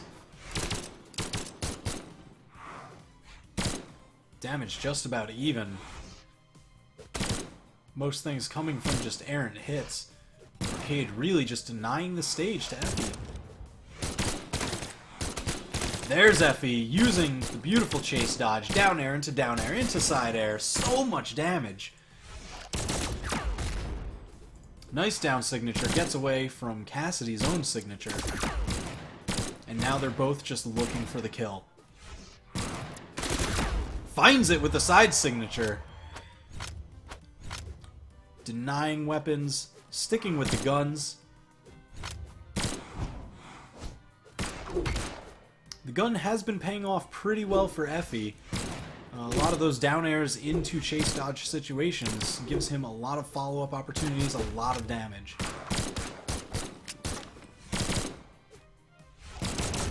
Ooh, Arcade dodging through. Quick Cassidy signature, evens it up. Only light yellow, barely touched. Ooh, trying to do those turnarounds out of the chase dodge.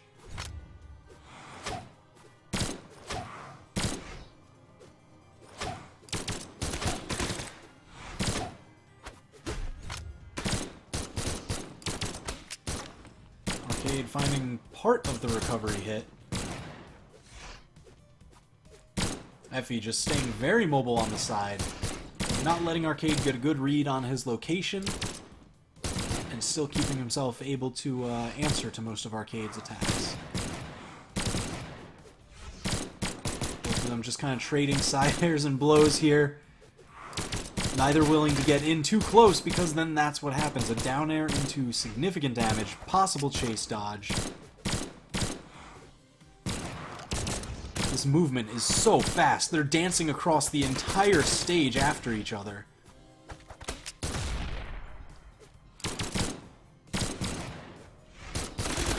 And another side signature closes out that stock.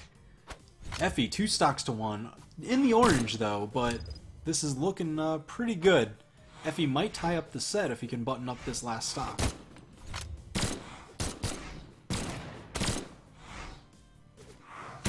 Effie's movement is just so fluid and fast. And Arcade just trying to adapt to it and answer with his own. He's picking up the tricks from Effie. He's like, okay, I see you doing those turnarounds, the chase dodges, the fluid movement. I can do that too. We can play that game. Nice gun strings coming out, that down air into side air. Arcade does have... Oh! Effie betting on the trade works out. Wins. And that's what's always nice when your opponent is very damaged. You're not, or if you have an extra stock, you can trade those explosives. Just stick to them, throw them right on top.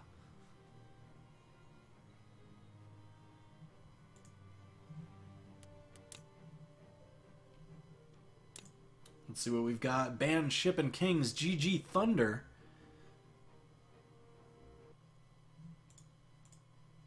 Same legend picks coming in.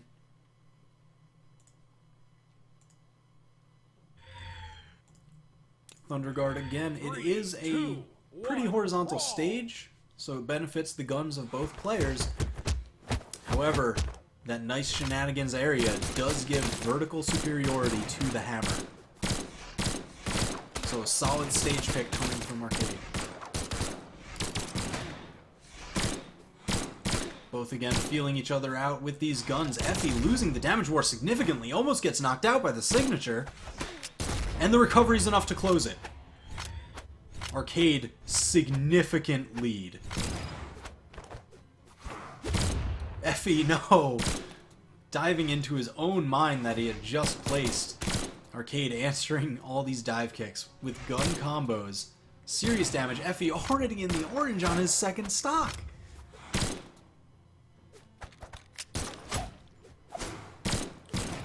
Is the download complete? Is this what it looks like?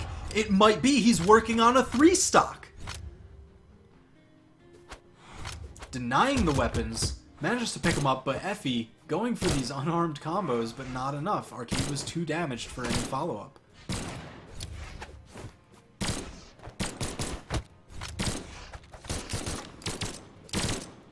Wow, Effie, he's got to find a signature or a recovery sometime soon and get an early kill, because the damage is piling up. This is almost insurmountable. Finds the signature, not enough. Goes into the pressure, but Arcade manages to get back, answers with a signature, edgeguard situation of his own. Effie just trying to fight back, but Effie's almost in the red. Arcade's still on his first stock.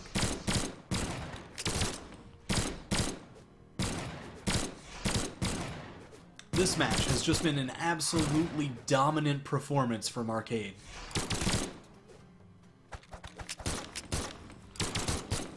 It almost looks like he's gotten a complete bead on Effie's movement and tendencies, and he's just like, alright, I found the answer, fill in the blank.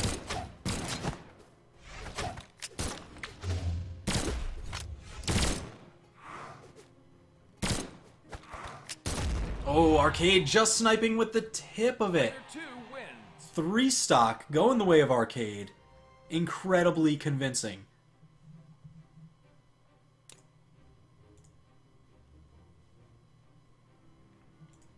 This is losers semifinals. Let's get the ruling.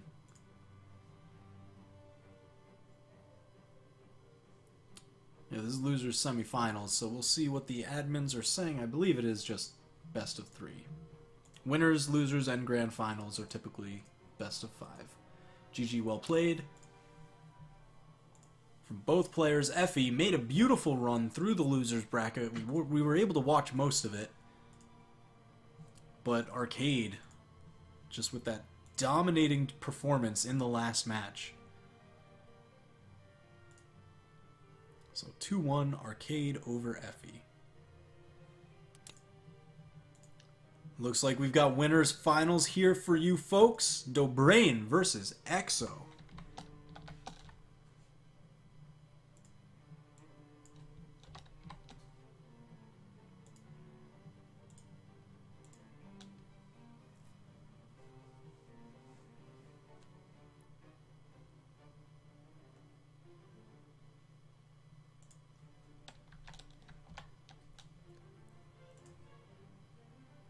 This is winners finals match.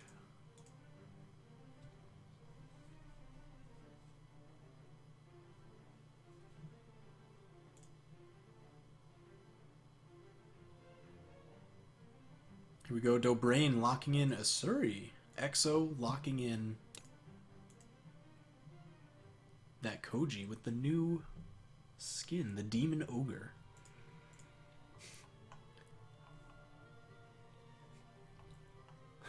They're coming in with the quick bans, just throwing out a huge list of maps, not even spending any time with it. You're just like, alright, you pick. So here we go, Great Hall. Exo versus Dobrain. Winners Finals, Web EU Grand Tournament 5. Dobrain, oh, just missing the combo. We would have seen massive damage coming out from that one. Exo answering back with this bow. All these air moves so fast. And that's what we're going to see a lot of. Exo sticking to the air with the bow. All of its air moves are faster than its respective ground moves. And that's where its strength lies. And it is also a fantastic edgeguard weapon. So it's going to be constantly knocking you towards the edge with these fast moves and just sticking on top of you. Dobrain has the Katars on Asuri, another great edgeguard weapon. Gets enough damage to knock the bow out of Exo's hand. Exo not able to make it back.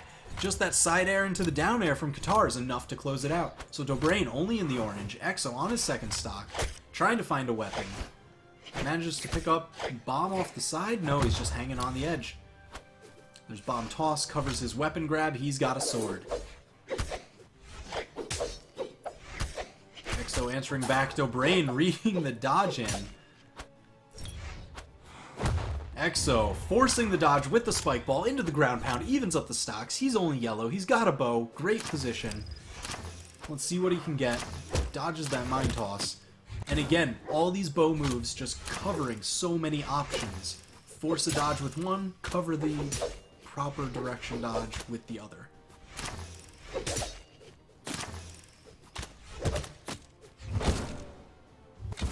There's Exo again, just those Koji signatures. Huge damage, huge force, but very thin hitboxes. So you gotta be on point when you're aiming them. And Exo just finds the mark every time. Dobrain dodging through that one gets a little bit of damage. They're both in the red. So this is very reminiscent of the first stock. High damage on both players. But Dobrain finding it with those Katar down airs. They improved a bit of the force on him, so it's more consistent. And it shows. Ooh, Dobrain really wanted that combo. Got a little bit greedy for it, though. Exo was just outside. The Katars have such a small hitbox when thrown. Wow, Dobrain really just betting it all on these massive combos. He keeps grabbing a weapon and then just using it to throw downwards into the unarmed combo. He's finally resigned to just using the weapon, and now he's getting some damage from the Katars here.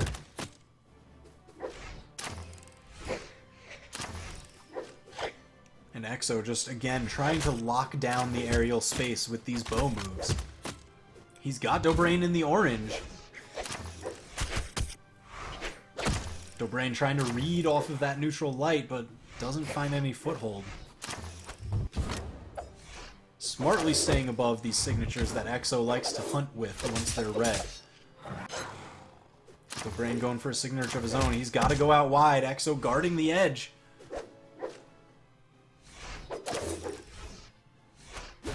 If you can get just a couple good hits, Exo will be in the red himself, and then it's anybody's game. Dobrain trying to turn it around with these down airs. Not quite enough. Alright, there it is. Both of them in the red. Any hit could kill. Side air, not enough. Throws the horn instead of calling it. Misses the ground pound. Wow, staying out wide for a long time, so Exo doesn't get the ground pound. This edgeguard play is insane. Exo going all the way to the other side. He just wants to disengage, not take the risk. He gets the side air right over the platform. Exo taking first match.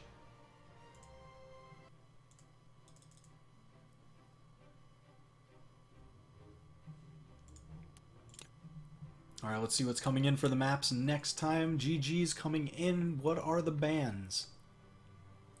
Shipwreck and Twilight, Exo says. Let's see what Dobrain picks. Is he going to go back to Great Hall? I know he is incredibly fond of that map. He picks it. Great Hall. Here we go. Round 2. And for those of you wondering, Winners Finals is a best of 5 set. So it is the first to 3 wins. 3, 2, 1, brawl! Here we go. Dobrain opting for Bodvar this time around. He's going to use that hammer. It's wider hitbox. He noticed he missed a couple of those throws into unarmed combos because Katars were too small, but the hammer would have landed it easily.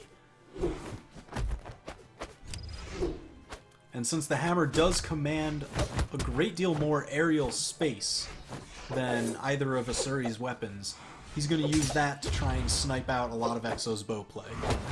So this is a very solid counter pick.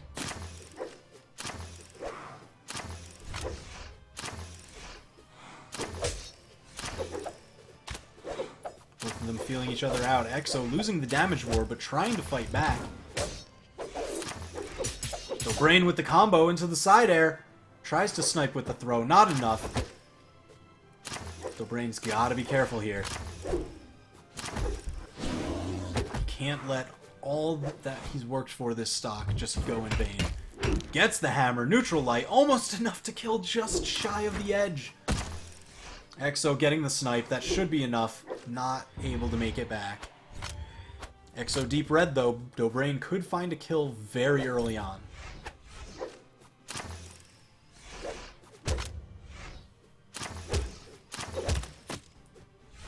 Wow, Exo covering so much space with these bow aerials.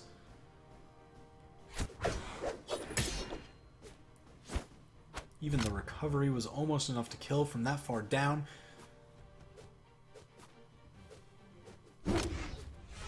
Wow, Exo just kind of sneaking in there to grab the weapon. Dobrain's gotta find the kill. He's nearing orange himself, and he cannot afford that kind of deficit going in the second stop. There it is, side air. He gets it. Okay. Toss those away, grab the hammer. Here we go. Another hammer. Let's see if he can turn it into an unarmed combo. Ooh, almost. He was right there where he needed to be for the dodge read, but just wasn't looking for it.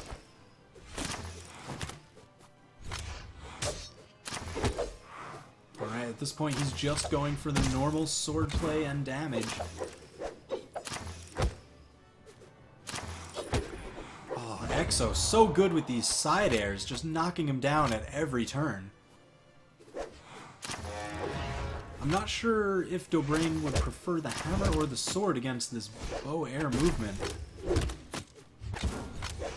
He's starting to adapt, use that hammer throw just to cover so much of the aerial space around him.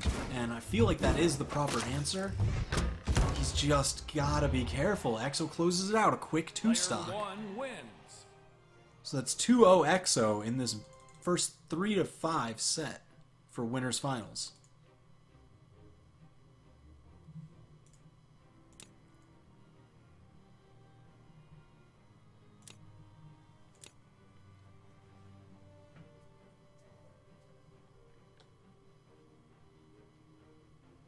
Alright, taking just a moment here between games. And for those of you just joining us now, this is the Winners Finals of the Web EU Grand Tournament 5, hosted by the Web Clan and very nicely put on the official Brawlhalla channel by Blue Mammoth Games, the makers of Brawlhalla, in this community tournament spotlight. I myself am your host, TWK Smash. You can find me on Twitch, YouTube, Twitter, everything. I am TWK Smash everywhere. So it looks like we are going into this next match 3, 2, 1, brawl! on Mammoth Fortress. Dobrain going for Koji, that extra dex, giving him these combos. So we've got the Koji mirror match, bows everywhere, 8 decks, swing away. Dobrain sniping him out. He's winning the damage war significantly this time. Gets an early first kill. Side signature, only in the yellow. Oh, jumps right into the bomb. Exo with the snipe. Trying to get whatever damage he can. Force Dobrain into the red before he takes too much himself.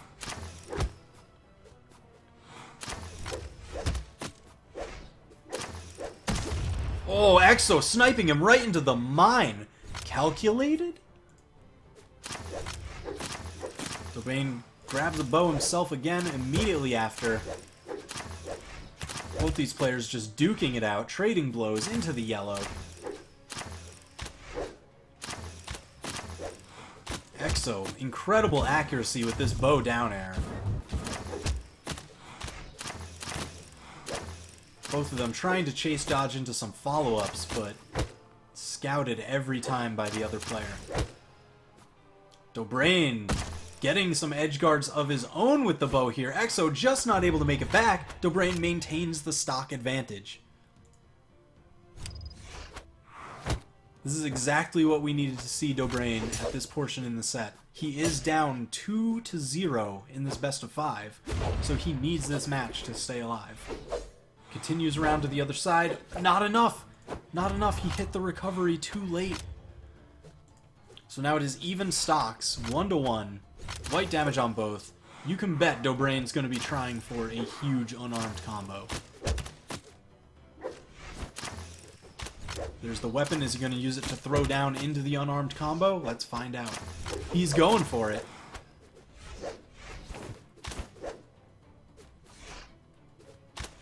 Oh, the platform's in place. We could see something come out from Dobrain. Oh no, he's just going straight for the bow damage now since he got those 2 hits. Trying to get the edge guard. Exo manages to smack his way out of it.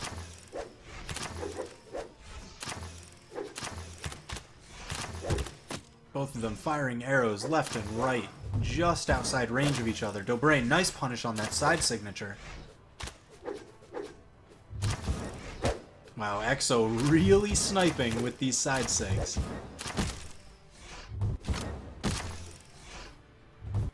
He wants that early kill, but Dobrain's just not giving it to him. He's like, alright, I will stay just above it. I know Koji can't hit the diagonals that reliably. He's got to use the thin neutral light or just any of these light attacks, which aren't going to kill me on stage. Exo does get the down light into side air sword combo into an edge guard. Dobrain's got to force the dodge out, and Exo gets the win. He takes the set 3-0. So Dobrain moving down into losers finals. Exo moving into grand finals.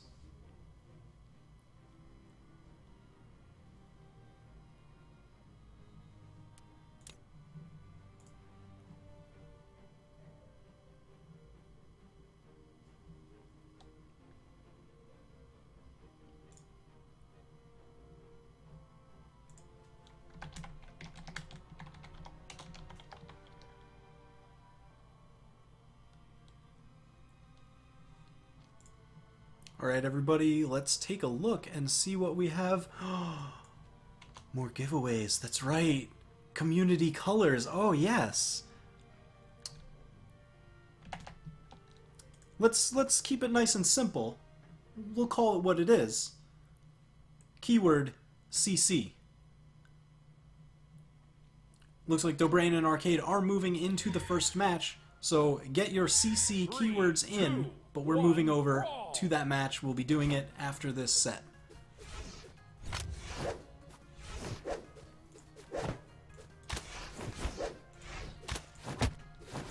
Alright, so we've got Dobrain versus Arcade coming in. First match of this set, losers finals.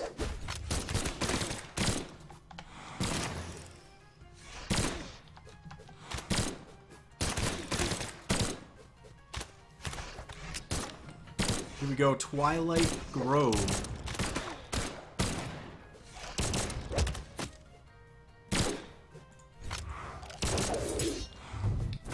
Both of them piling on some serious damage.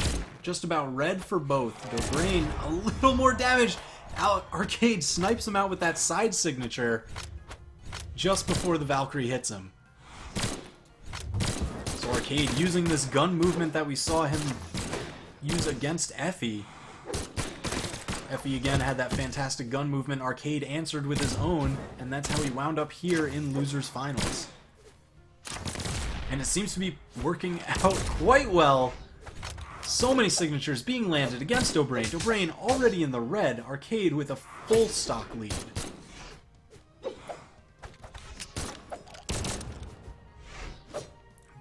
Both players just fishing for a kill.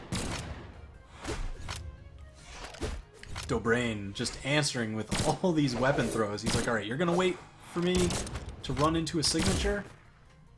I'm just gonna keep interrupting it. Ooh, Arcade just gets away, answers back with a side air, working on a 3-stock. Dobrain gets the kill, but he is still a full stock behind. Let's see what he can turn this into.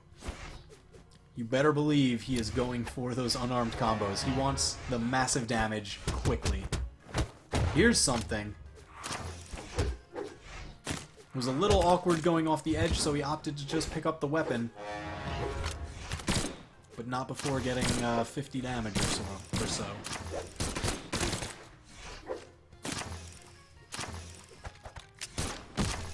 Ooh, nice snipe with the bow down air. Just enough to send Arcade off the side, evens up the stocks just like that. He's only in yellow. Great situation for a comeback. We'll see if Arcade will let him get it just that easily, though. He's really looking to start something with these down airs. Gun down air does do a significant amount of damage and gives the option for a lot of different follow-ups. Dobrain just really dodging around these, not willing to give it to him. He's like, no, you're only going to get your damage through errant hits here and there.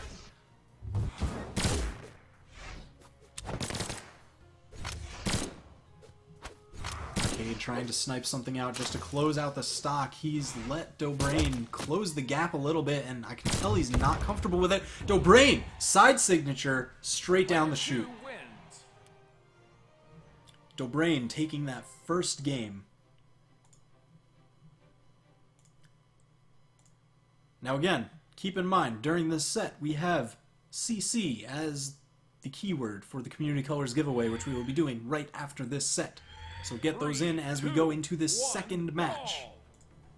Dobrain versus Arcade, Mammoth Fortress, Losers Finals.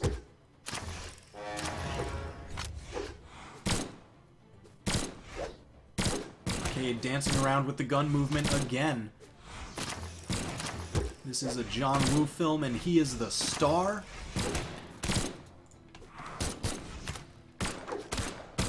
Oh, Dobrain accidentally moving into the neutral light.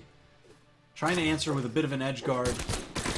But Arcade just finding damage wherever he can. He gets the slide charge down signature, which actually does tend to spike players if they are below it in the air. Dobrain getting the edge guard here with the bow. Is it enough? Yes! Arcade shouldn't be able to make it back from that. He spent all his options earlier before Dobrain sniped him out. So here we go. Even stocks. Dobrain going for these unarmed combos.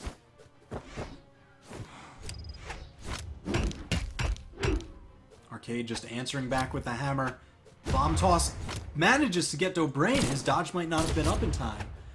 Unless Dobrain was just trying to catch the bomb. Wow, Arcade really just going with that neutral air, getting all the damage he can out of him. Interrupts the signature. Just keeping the damage lead in his favor. Arcade just kind of patiently waiting, seeing where he can get a hit in, gets the signature. Not enough to kill, but he's gonna chase it. Dobrain just as patient in his recovery.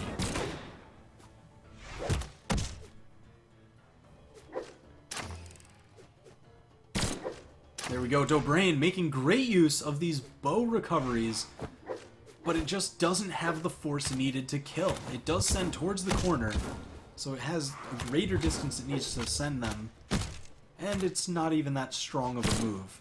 but the priority is amazing. Dobrain patiently waits for the dodge through and just snipes him out of the sky.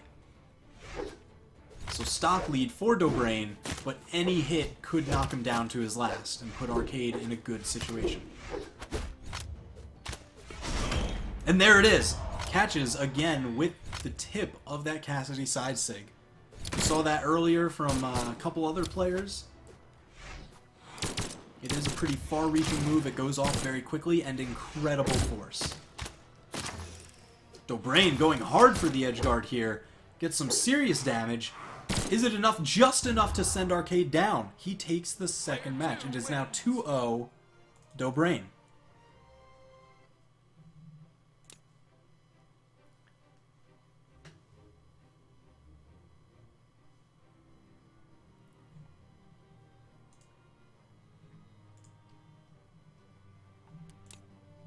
Let's see what's coming in. They are locking in their characters. Looks like Dobrain is actually moving over to Asuri.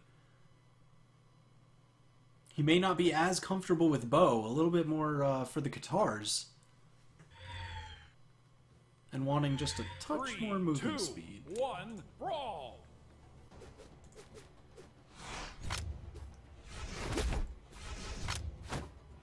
So Dobrain, noticing that he's not really getting too many of his unarmed combos. Just going for some of the other stronger string weapons. Here we go. We are on Mammoth Fortress again. Both of them just trading blows here and there in the center. Deep yellow for each. Ooh, Dobrain just beat out that signature. Trying to edgeguard Arcade, but Arcade not having it.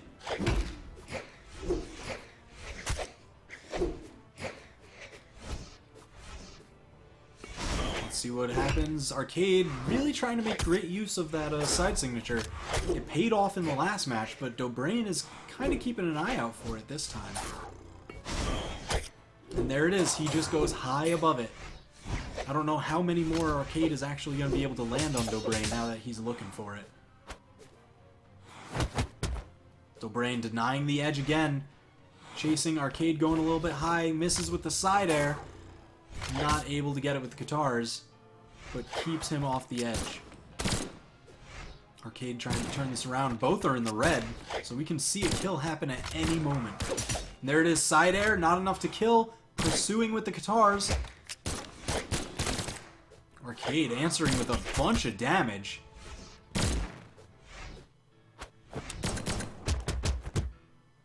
Wow, the unarmed neutral light killed. Arcade was so damaged that was enough. And Dobrain still wanting to go for those unarmed combos. The payoff is huge, as we see here. Dobrain still on his first stock, Arcade on his second. Finds the kill with the scoop. Dobrain coming back in, Arcade in the orange.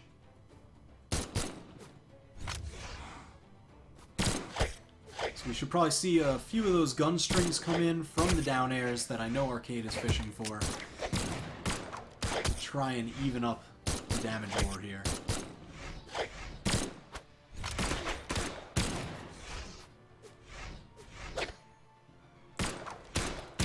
Dobrain always just moving into that last shot of the neutral light from the guns.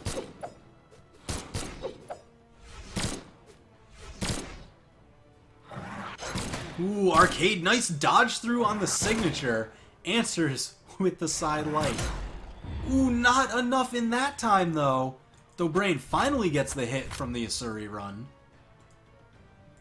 2 stocks to 1. Dobrain in the orange. Both of them just thumbs-upping each other. And Dobrain capitalizes with a quick down air. Ooh, Arcade gets that side signature. Isn't enough. Can he capitalize off the kill here? Finds the scoop. Not enough to kill. Trying to take command of the stage. Dobrain just getting the tip of these side lights every time. He's like, alright, I see your gun movement, but I can chase it down and punish, even if only slightly. Big damage from Dobrain, putting Arcade almost in the red on his last life. looking good for Arcade. He got the kill, but he's already in the red.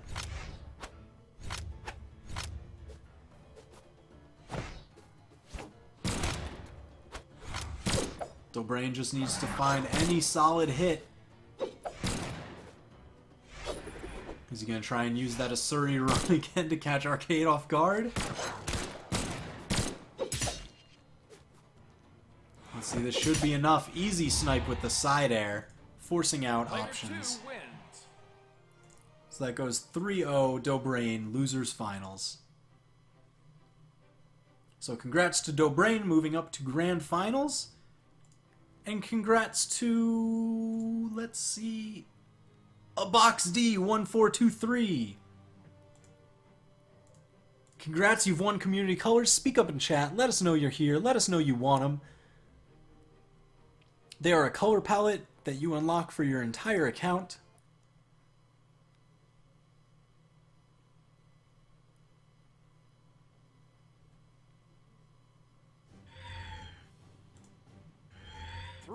Rigged. 1, brawl. No answer. We are going to re-roll those in between this match here. This is the grand finals match that they are just rolling right into. They don't even want to wait.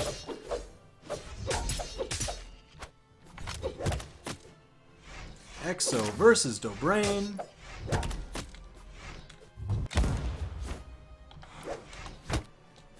Dobrain coming from losers, Exo coming from winners.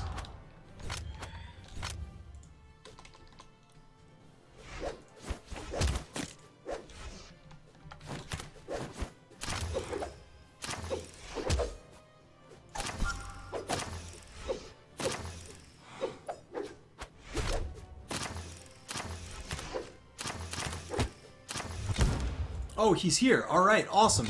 I will be sending that over to you, a Box D, but we have this first match on Great Hall,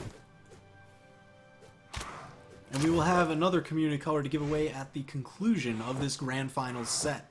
So a Box D, I will send that to you momentarily. Look in your inbox or your other, depending on if you're following me or not. But stocks are tied in this first match. Exo versus Dobrain. Exo coming from winners, Dobrain coming from losers. Great Hall. Exo losing the damage war here. Dobrain's been doing a great job just sniping him out of his general movement patterns.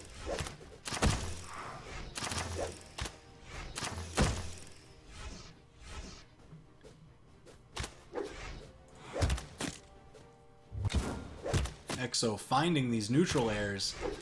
They definitely pile up. They do a decent amount of damage. Snipes him with the down air, and then the side air. Enough for the kill. Exo takes the stock lead. 2-1. He is in the red, though. So Dobrain can just close this out quickly. He's going to be fishing for that unarmed side light. Ooh, gets the sword neutral air. Not enough to kill, though. Snipes him out with the uppercut. There it is. Clean stocks. Dead even. Ooh, almost gets the weapon throw into the unarmed combos. You know he wants those. Especially on these last stocks. It would give him such an advantage. But now Exo is too damaged for those to work. So he's just going for the straight sword damage. Both of them in the yellow, fighting back and forth. Dobrain with the bow.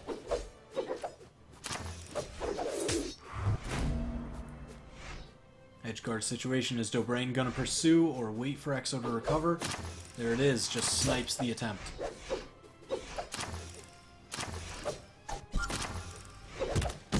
Dobrain doing a great job outmaneuvering Exo here. Snipes him with the side signature. First match goes to Dobrain in this run back. There we go, got the score updated for you.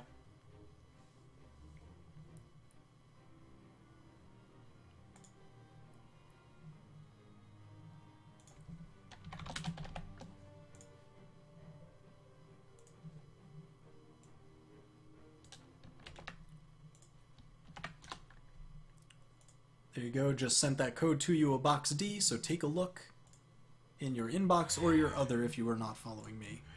Alright. 3, 2, 1. Second brawl. match, we're going to Blackguard Keep.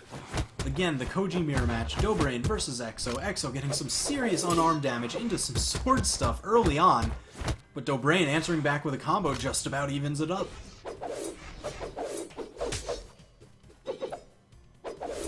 Feeling each other out on this smaller version of Blackguard that was recently added to the 1v1 map pools.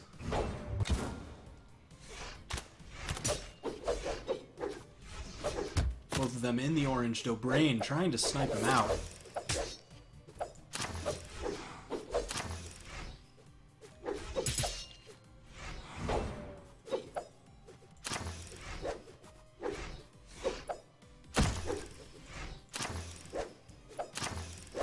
Again, just feeling each other out. Errant hits here and there.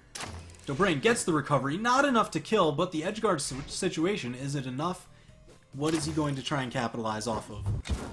Lets Exo recover, but he's guarding that weapon. Exo manages to pick it up for a sword. Side air almost kills. Dobrain going hard in the paint. Oh, just misses the punish on that signature. That would have been it.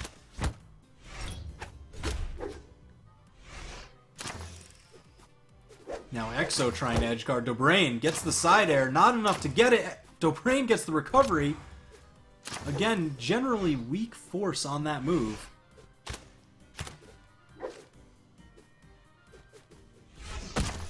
Dobrain gets the snipe. Just enough to kill. Takes the stock lead. Denies the weapons. You can bet he's trying for those unarmed combos. He wants the gap to grow very quickly with minimal time in between.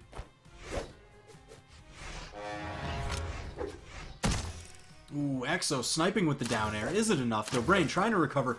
Not able to make it. 2-2 clean stocks.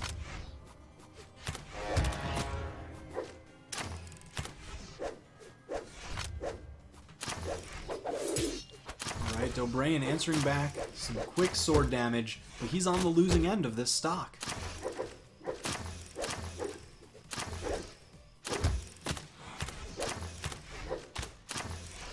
Both of them just covering so much space in the air, reading each other's attacks, dodging through at just the right time.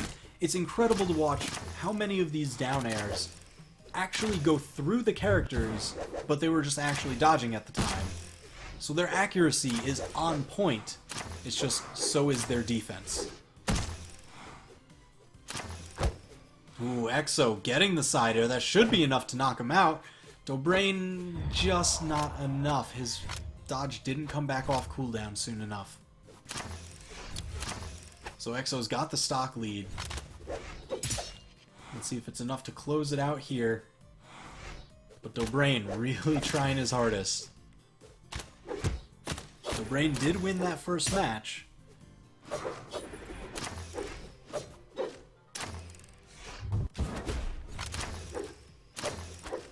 Dobrain really answering with these weapon throws just to deny a lot of the movement that Exo's been going for. Gets the down air. Is that enough? He might... Yep, just enough. Not able to get back. Dobrain clears the stage.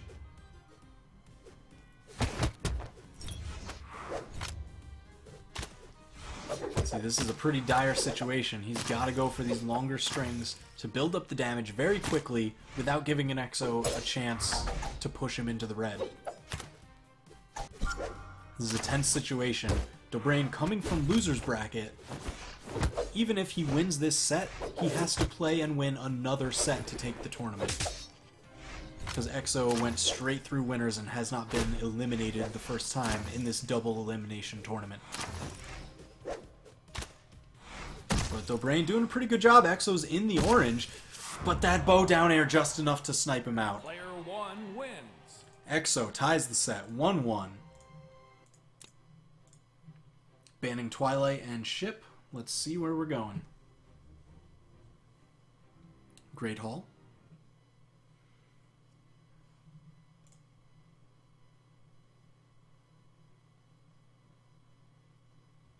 No, Mammoth. Mammoth Fortress. 3, All right. 2, 1, brawl. Again, some shorter sides, so edge guards are going to be a bit more prominent. Especially because you don't have any platforms hanging off the edge like you did in Blackguard keep just before.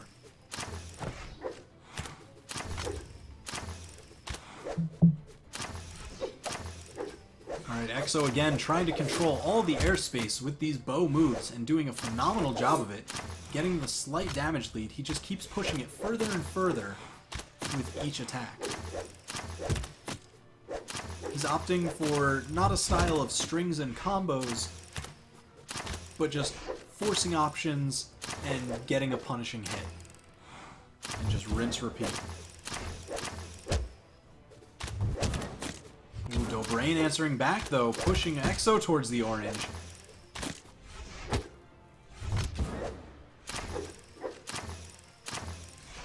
Wow, these are tense matches. Exo hanging on the side. Dobrain trying to snipe him out. Gets the side light, pushes him off the side. Misses the signature, though. Wow, Dobrain unarmed right now. Gets the mine, but Exo didn't even give him time to throw it. Exo lobbing it up, forcing Exo. Oh my god. Exo just falling down. Missed the recover. Let's see if Dobrain can capitalize on this. Widen that damage gap before getting knocked out himself. Put himself in a good situation to go up 2-1 in the set.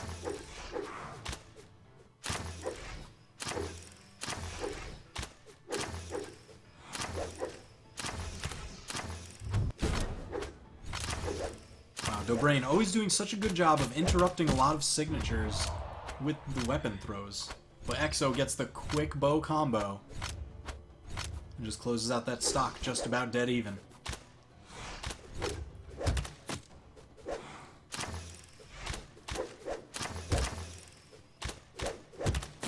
Dobrain just having a bit hard of a time dealing with Exo's air movement with all these bow air moves.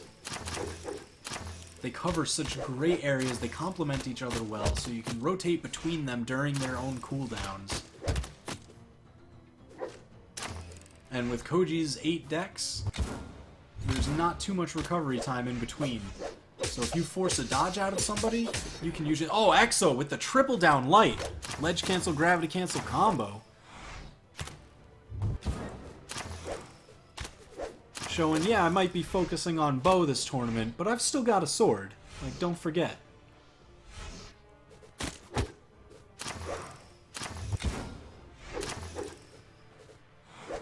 Exo maneuvering around Dobrain's attacks pretty well, but the damage is even. Every fight between these two players has been insanely even. Dobrain getting that next kill. Goes up 2-1, but he's deep orange. If he can get any significant damage lead here, it's going to mean a lot.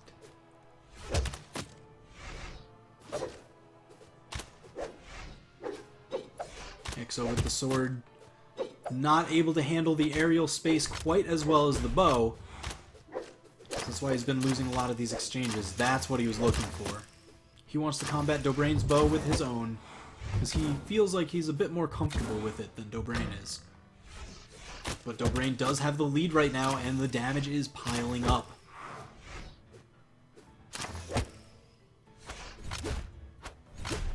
Oh, these weapon throws.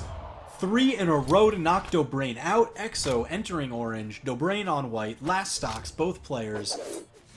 This third match of winner of Grand Finals.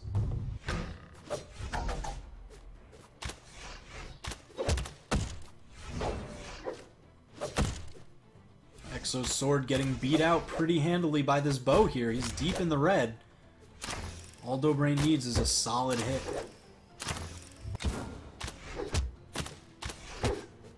Side air, is it enough? He throws down. Exo forcing out the dodge. Not enough to recover. Dobrain takes it.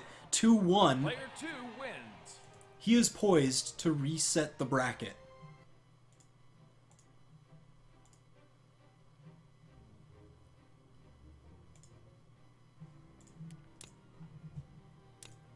Let's see where they're going. Banning Thunder Guard and Kings.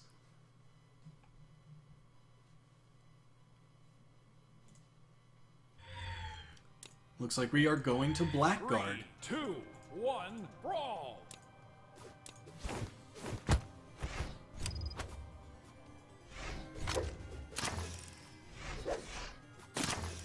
Alright, Alright, Exo again continuing with the bow air movement. Just covering options. Relying on that 8 dex. Because the bow moves are fast enough to begin with. You pair them with 8 dex, and you've got a machine.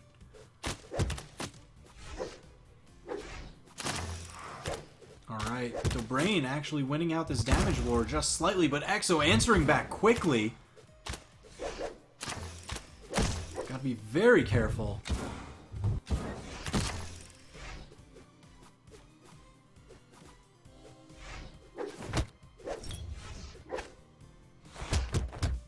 Alright, Dobrain evening it up here. Snipes Exo out. That should be enough. Exo not able to get back. First stock goes to Dobrain. Good position. Now if he can just carry this momentum through to a bracket reset, he'll be definitely well set.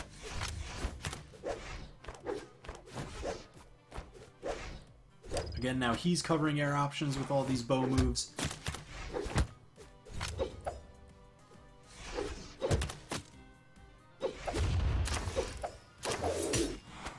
Exo with the sword, going for those tosses again. He got the kill off of 3 of them. So stocks even, Exo slightly damaged.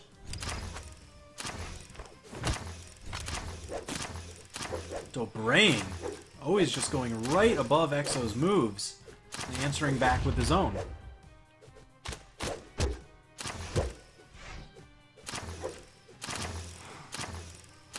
This is intense, fast-paced action. The attacks per minute coming out are absolutely insane.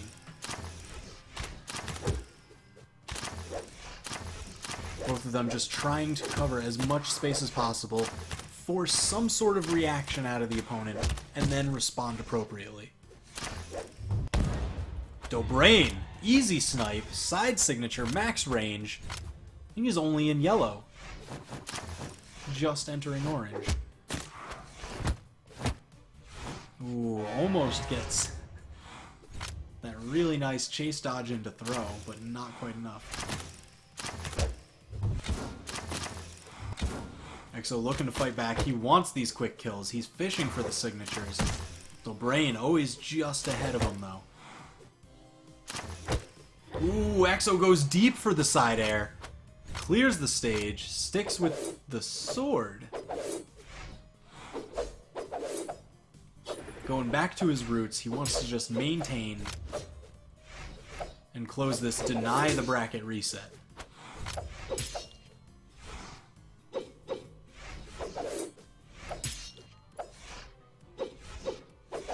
Dobrain finding great purchase with all of these attacks. Pushing Exo almost to the red. And Exo's just got a few errant hits.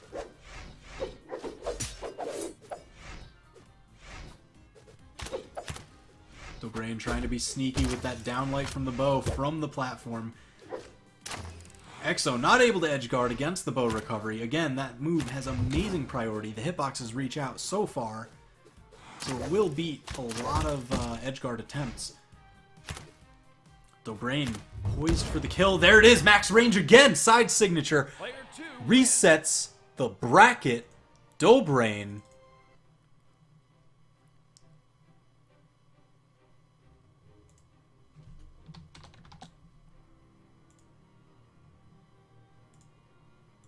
Bracket reset. Here we go.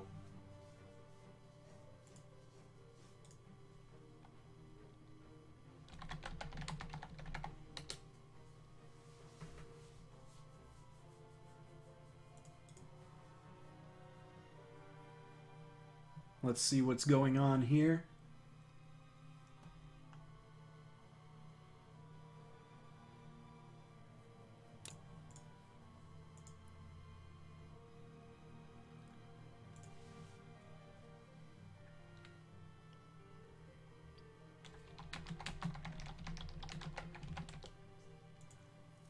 Alright, Exo is actually forfeiting the set. So then that goes to Dobrain.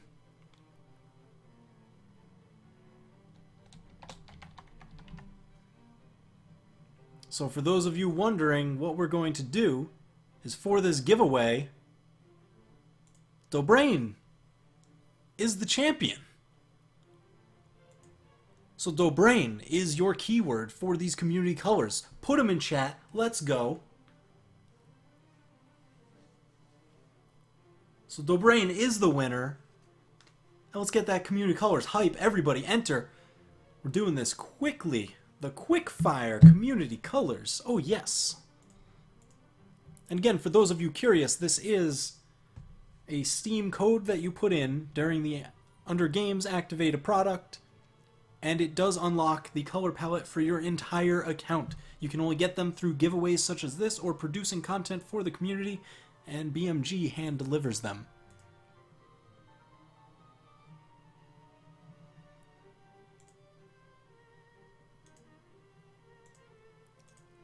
Alright, here we go. We are rolling it now. Let's see who wins it. Sir Nares-a-Lot. Ooh. Let us know you're here. Let us know you want this. Community colors. Congratulations. Sir Nares-a-Lot. Speak up in chat. We will give you 45 seconds to respond. Yay! Oh yeah! Alright, awesome. So I will be messaging those to you. Look in your Twitch inbox if you are following me. If you are not, then it will be in your other folder. And again, you put that in. It is a Steam code. So enjoy that.